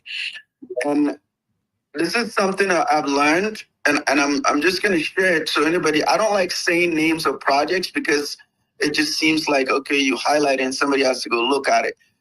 There was a project called Ryoji Vision. It's still there, but it's flat out kind of, I don't know what was going on.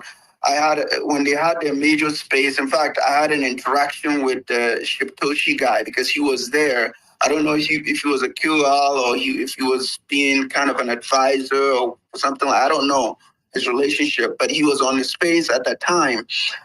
This is right before we started seeing the market trend change. They did a launch. And before the launch, there were some rumors that Justin Sun was going to launch a layer 2, blah, blah, blah. It all turned out to be a lie. But long story short, what I don't understand, and this is just a message for everyone, and this is why I always say I just F around and I find out a lot more than I win. And I just take it, I go in the bathroom, I cry on myself. I don't go pointing fingers at somebody. Oh yeah, you schemed me. You told me this project is that. No, none of that. If you're an adult and you're here, go on and do whatever you want to do. So what I'm saying here is just pure information. If you take it for what it is, okay? It's just my own kind of research that I do. There's two projects that align with this Flippy on-chain thing. And sometimes it's like you have a friend, they're drunk, and they tell you, hey, I'm not that drunk. And then they're holding their keys, right? They're not driving a Tesla, so it's not like a full self-driving vehicle, right? They literally have to drive the vehicle home. And they're like, yeah, I can drive. And then you're like, okay, get in the car. And then you know what may happen, right? You may just crash and die.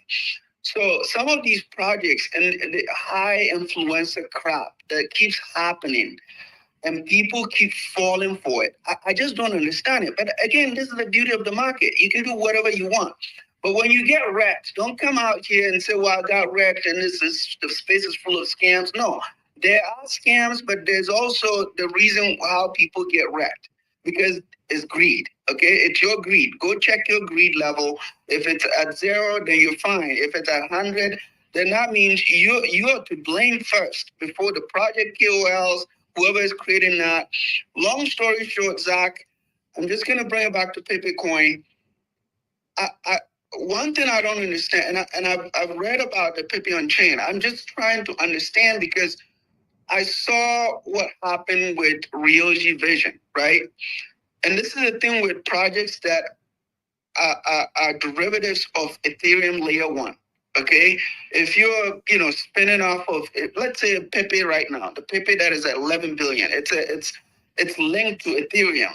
The only way that if maybe the Pepe community end up creating a layer 2, that the Pepe itself will become a utility, it will be, the only way they can do that is maybe relaunching. Okay, that's also very highly unlikely to happen because I had that conversation before within the SHIP community, way back. They had this discussion. I think it was a big space. I think Ryoji was on there, Queenie was on there, Milkshake was on there, and they had these big influencers that came up, and they had this discussion about. We were contemplating whether we should do a V2 and whatever. There's so many complications there, but they left it as it is. So now you have two communities. You have people that hold the SHIB that is linked to Ethereum that, if you're going to sell or buy, you're going to be willing to pay the gas fee because the functional design of Ethereum is that if demand goes up, gas fees goes up. That's not going to change. So if your token is linked to Ethereum, you're going to have that problem. But you can also choose to bridge your SHIB over to Shibarium. And then you can benefit that, the low gas fee crap that's going on there. What I'm trying to say here is this. Anybody that is looking into that, and again, sometimes when there's money involved, it just, somebody is going to defect, okay? It's just 99.9% of the time it happens, okay? Because there's money involved. There's a pot of money, and somebody is going to screw something up. So I've read about the staking, all that, the stuff like you with chain, with doing this, and I'm always wondering, is it not better if you're trying to do something like that to just build a layer 2? Like, why trying to reinvent the wheel and then spin off this? And the other part that gives me a red flag, which I know because I've also been involved in the EOS community and the revamping that they're doing, is that when people hear high APYs on these staking things that people say, right? Or let's say, we're gonna do staking. So you lock your tokens, you get this, you get that. A lot of people don't understand how this is even structured. So, and I have a friend who, this is the last bull run, he literally had in the 6 figures, the token went up, his tokens were literally locked up and he didn't benefit from it. He could have got money out of it, but he couldn't because he was buddies with the developer, whatever. He lost money, okay? And then the whole token blew up after all. All I'm saying is do your research. And I know a lot of people say, yeah, I do my research. Well, no, you're not doing your research. Because if you do your research, that's why I align with what you said, Zach. I've learned so, like, around these communities to the point where I say, you know what, I'll get my trade. If I just stay quiet, I'll get my trade. And I usually do. Okay? You don't need to FOMO. And again, there's a lot of options in the market today. So if you're thinking that I have to get into this, okay, be ready to get wrecked. Because there are people that are already in, they front run you, and they know what to do, okay? So just be careful on that. And I hope we have a space where I can go deeper on this because I've looked into this and I'm trying to link it to several examples of where these things didn't go well. So what it informs me is that, okay, I then try to ask myself, what is the likelihood that this will go exceptionally well, okay? And sometimes I don't get the answer. Like I always end up to the same thing, that this could also go really bad. But when it does, there are people who are actually betting on that, and they're going to come in and scoop it up if it's actually going to be a sustainable project. The last thing I will say is this. I don't know if this rumor is right, but this is linked to the XRP 60 minutes hit piece that went on, right? Okay. This is the funny part because right before the thing started, John Stack Reed was on the Bitcoin First space, and he had to jump off and go listen to it with his family. But he was challenged by somebody in the space, which I thought was very interesting. And again, for anybody in crypto, there's a native crypto, you watch that crap, you laugh. You're like, oh my gosh, these guys, this is why XRP is mispriced. This is why crypto in general is mispriced, because there's a lot of people that still don't understand it. That creates an arbitrage opportunity for those of us that are here. The reason why I said that is I've listened and I've read a lot of John's blog post, whatever. I've gone to his website. I've seen sometimes he contradicts himself for 3 years now, okay? Not once has that guy ever said anything. And I have nothing against him. I don't care for whatever. The point is, when people are intellectually dishonest, I have a problem with that. I just move on. I don't care for their content, but I like to listen to them because then I get the holes. This guy was challenged in the Bitcoin First space when he was asked, do you own any Bitcoin? He said, no, I don't own any Bitcoin. And then he was asked, why? He said, well, I'm just a traditional guy. I don't trust, I just love companies that have, financials. They have a product, something I can touch. They have disclosure. And he goes on and on his rant, right? And then this other guy pops up. And then he asked him respectfully a question. He said, okay, what you just said, John, what do you have to say about naked short selling on New York Stock Exchange? What do you have to say about that? What do you think it's okay for that to be happening? And I'll post for anybody that don't know what I'm talking about. I just posted what I'm talking about so somebody can go read it, because I'm hearing some rumors. I don't know if it's confirmed, but I'm hearing some rumors that Donald Trump may end up making this a federal crime. This is what they call naked short selling, okay? We have short selling, which is you have to borrow the stock through a lender and a broker to execute the trade. But the naked short selling is literally a scam, okay? Let's call it what it is. It's a scam. But this is happening at the highest level, okay? There's a company called DTCC. I just posted a screenshot. It's just a short description of what I'm speaking to.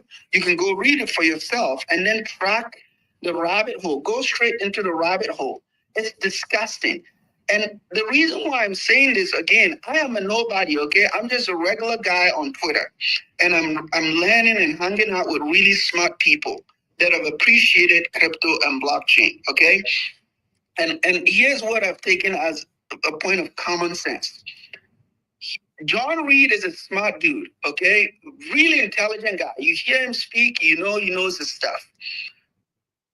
The one thing that baffles me with these smart people is that they lack grace and humility, okay?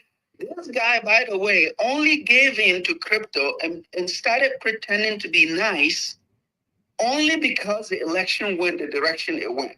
Okay. And by the way, he's friends with Anthony Scaramucci. And if Anthony cannot convince him, I don't think any one of us could be pissed off by John. I could care less what he says. Okay. I don't care. And the reason is John may not need crypto to, if he's no longer here, his kids and his family may be just fine. Okay. So this is what I call the what do you call it? If you try to they call it dipstick or whatever. How do you check your oil? There's this term where, hey, I'm poor, you're rich, dipstick. But we're measured. What was that? Dipstick. Yeah. So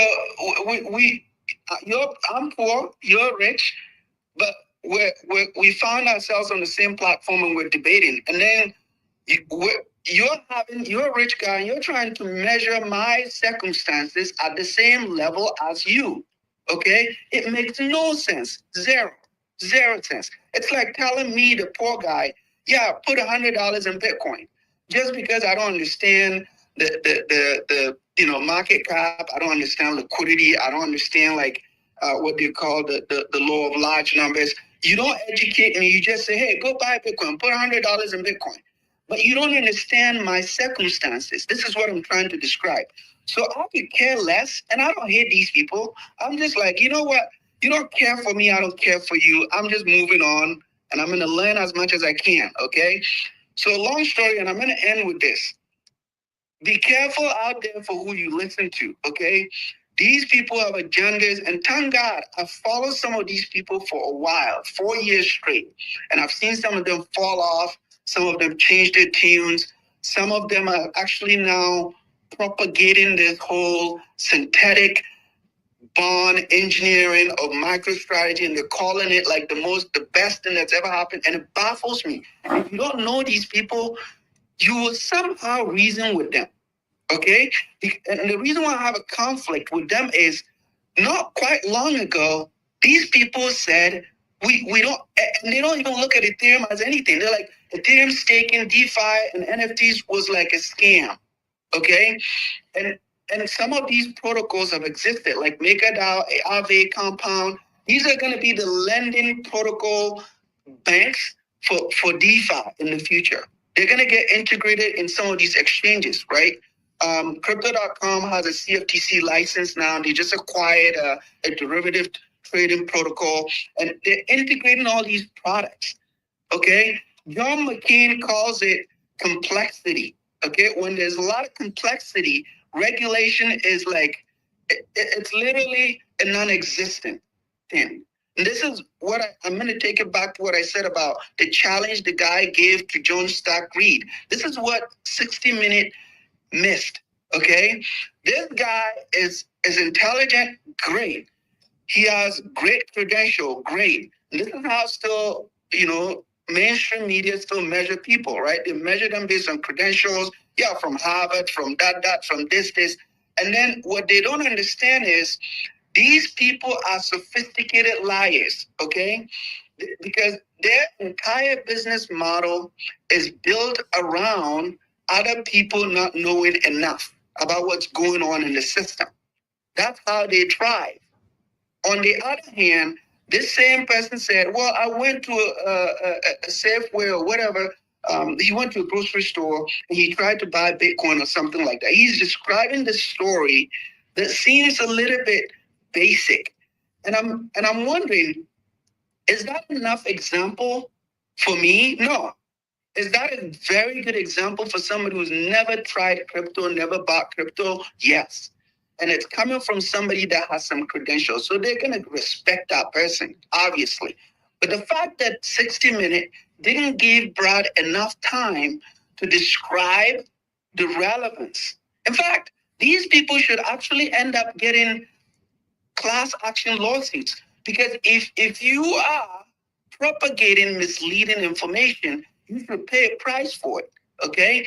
Because this is an asset class that is changing, and a lot of institutions are buying, yet we still have this dichotomy where people are still trying to somehow tie it to some criminal activity, okay? I've told you guys when I was in the space the other day, I said, if you haven't read the FINRA report on TD Bank, go read it. And when you read it, try to ask some of these people to explain to you why that is okay, and why that has gone on for 10 years without checked. And here's the thing. TD Ameribank is within the corridors of what they call corporate board governance, audit, securities, whatever, Act 40, Act 30, Act that, you can go on the list, right? The Investment Act, Registration Act, all kinds of acts. These banks are within this corridor. The question you ask is, why do they get away with all these crimes and only get away with a fine? Does that sound right to you? And I'm going to end there. This is fascinating to me because the more I hear this nonsense, the more I hope I had 50 kidneys, that I don't need. And maybe I just need 2 to survive, that I could place them on eBay and get more Bitcoin, more crypto, There's crypto, which is Bitcoin. You can look at Bitcoin and say, yeah, there's Bitcoin, but there's also altcoins. The market is so broad. Do not let anybody deceive you to stay narrow. That's BS. Thank God we have these spaces and we can walk around, learn, and just be fine. It's my money. Let me do whatever I want with it, If you're not teaching me something, then good luck. If you're just trying to impose or project your fear onto me, I don't care for it. If you want to have a very productive, logical conversation, we can have it and not have to get at each other. But some of these spaces are so toxic, they create a club and they call it freedom. You can't even have a different opinion without somebody coming at you, And they come at you so arrogantly. And you wonder what that actually even means. So whatever you say, if you ask me about that 60-minute thing, that was a joke, And crypto is always like we hype these things for no reason, right? It's a joke.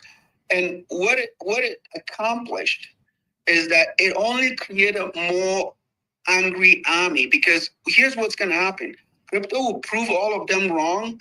And maybe, I hope, someday, some of these viewers will get a good lawyer and go against them for making them stay out of an opportunity to change their futures and their lives. A lot of crap is going on Wall Street. Nobody's talking about it. I hope this rumor is right. If it is, it's going to be a big deal. And the only person I think could do that is Trump. And he could get away with it. If they make it a federal crime, we'll see what happens to DTCC.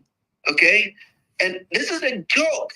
And when you have blockchains that have transparency and the transactions, you can read everything, and people are telling you, oh my gosh, the vaults within JP Morgan, Citibank is somehow, within regulatory some crap. That's a joke. And I'll end with that. It pisses me off sometimes, but I always like to say, you know what? I tend to just keep grinding, because the more you know, the better you control your anger, right? Because then you don't need to get angry. You just put the money into the asset that you believe is going to be here and would outlive all of these people. Fantastic. Jesus, always dropping mind-bending and mind-melting knowledge. I appreciate you. Thank you. Hell yeah. Amazing. Hey guys, we are about 3 minutes over time, so I do want to give the announcement on the giveaway. So we can do that real quick. Hey, do you want to do it? You're always good at this. No, what the hell? Oh, listen, I would, but me and Flippy in the back channel trying to figure out why my wallet is called Nazi. So I got stuff to do. I'm sorry, Zach. What? How did that happen? My wallet address that I just created, and Flippy can confirm it, is JF Nazi, and then a whole bunch of numbers. So we got something to figure out. I'm sorry, I would normally do it, but I got to figure out why I'm a Nazi. We're against the Nazis. Flippy confirmed this for me, so they don't think I'm crazy. Yeah, Bro, just mess with the algorithm. It's a randomly generated wallet that is pretty wild. Like, how do you randomly generate a Nazi? I mean, how do you want me to do it? Who wants to be Crypto Postman? You're one. There you go. Is that how we do it? That doesn't count. I love you. Don't take that to heart. What do you want to do? A Twitter picker? Do you want to do that? Yeah. Does somebody have a good one? I used to have a good one, but I think they took it down. Let me see if I can find a good one here. Let's see. Does anybody know of one that's really solid? The one I used was just, I think it was just called Twitter picker. .com or some shit like that. Hold on, I'm bringing it up. Hold on, let me try. Zach, do you mind if I just give a quick background on Flippy for those who might be new? 100%, man. Yeah. Yeah, so we were one of the early meme coins launched on First Ledger, I think within the first week, if I'm not mistaken. But yeah, I'm not a big X account. I am doxxed. I'm not a YouTube sensation. I'm just a regular XRP holder. And I launched on First Ledger, and it just kind of happened organically. And I've got now 5 developers. One of them who happened to buy in organically, lives 3 blocks from me. So we're doing a space with them tomorrow. But yeah, we've got a team. We've got 2 artists now. And like I said, it all happened just because people bought in, and we're just trying to start a movement of being, an organically grown meme project that's just really trying to do the right thing. We started with AI art, and I tell, new projects looking for advice, like, there's so many great artists in Web3, like, hire them up, get them in your project, just provide jobs, create jobs. There's a lot of money in this space, and if you can give back, definitely do it. Flip the switch was something Brad Garlinghouse, the CEO of XRP, said, and so that's where we got our idea. But it can work on any blockchain, right? Like that flip of the switch moment where it just goes parabolic. So yeah, that's kind of what we're about. Check out our Telegram. We drop what we've got going on. In the short term, we're working on merch and NFTs. So there's going to be some big things coming up with Flippy. But yeah, check out the Telegram and thanks. Awesome, man. Yeah, and I just got the winner selected. So I will share with that with you guys, Flippy. And then there was one other who wanted to add to it. Am I right? Was there another person that wanted to add to the giveaway? Yeah, it was Win and Bixel. I'm in contact with him, so I can shoot him the address too. Okay, awesome. That sounds good. I got the winner up on screen right now. Marcus 2021. Congrats, man.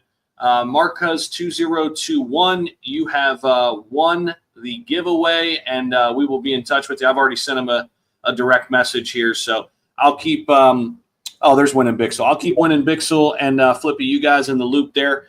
We will get that over to the winner.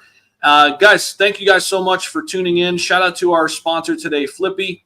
It's been a pleasure. It's been awesome. And thank you to everybody who's listened in on any of the live streams or anybody who's been right here on the space.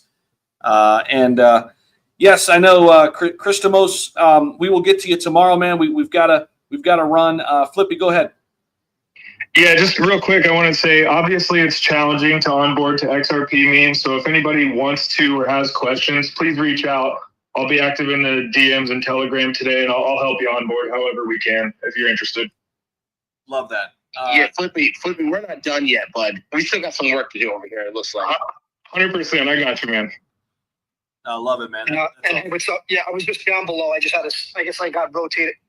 I don't know. My connection got a little messed up, so I just been down below listening in. But I'm here, and yeah, I'll reach out to Flippy on where to send that.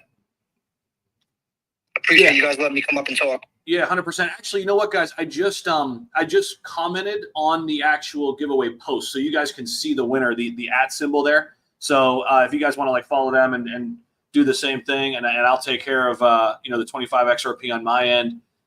It's just I'm just going to DM that person, get his address and everything. But yeah, let me know if you can't find it or you don't see it.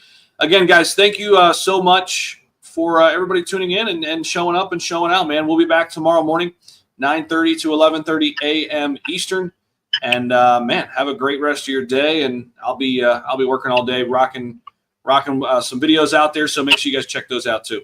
What's up, Pete? Zach, real quick, are we meeting today?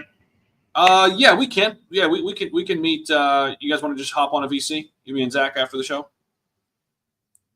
All right, let's do that. I'm gonna make some breakfast. So you're gonna be hearing some bacon sizzling and some eggs cracking or something. But yeah, I'm surprised it's not just straight up cow, freezer cow. I got a lot of freaking steaks in my freezer.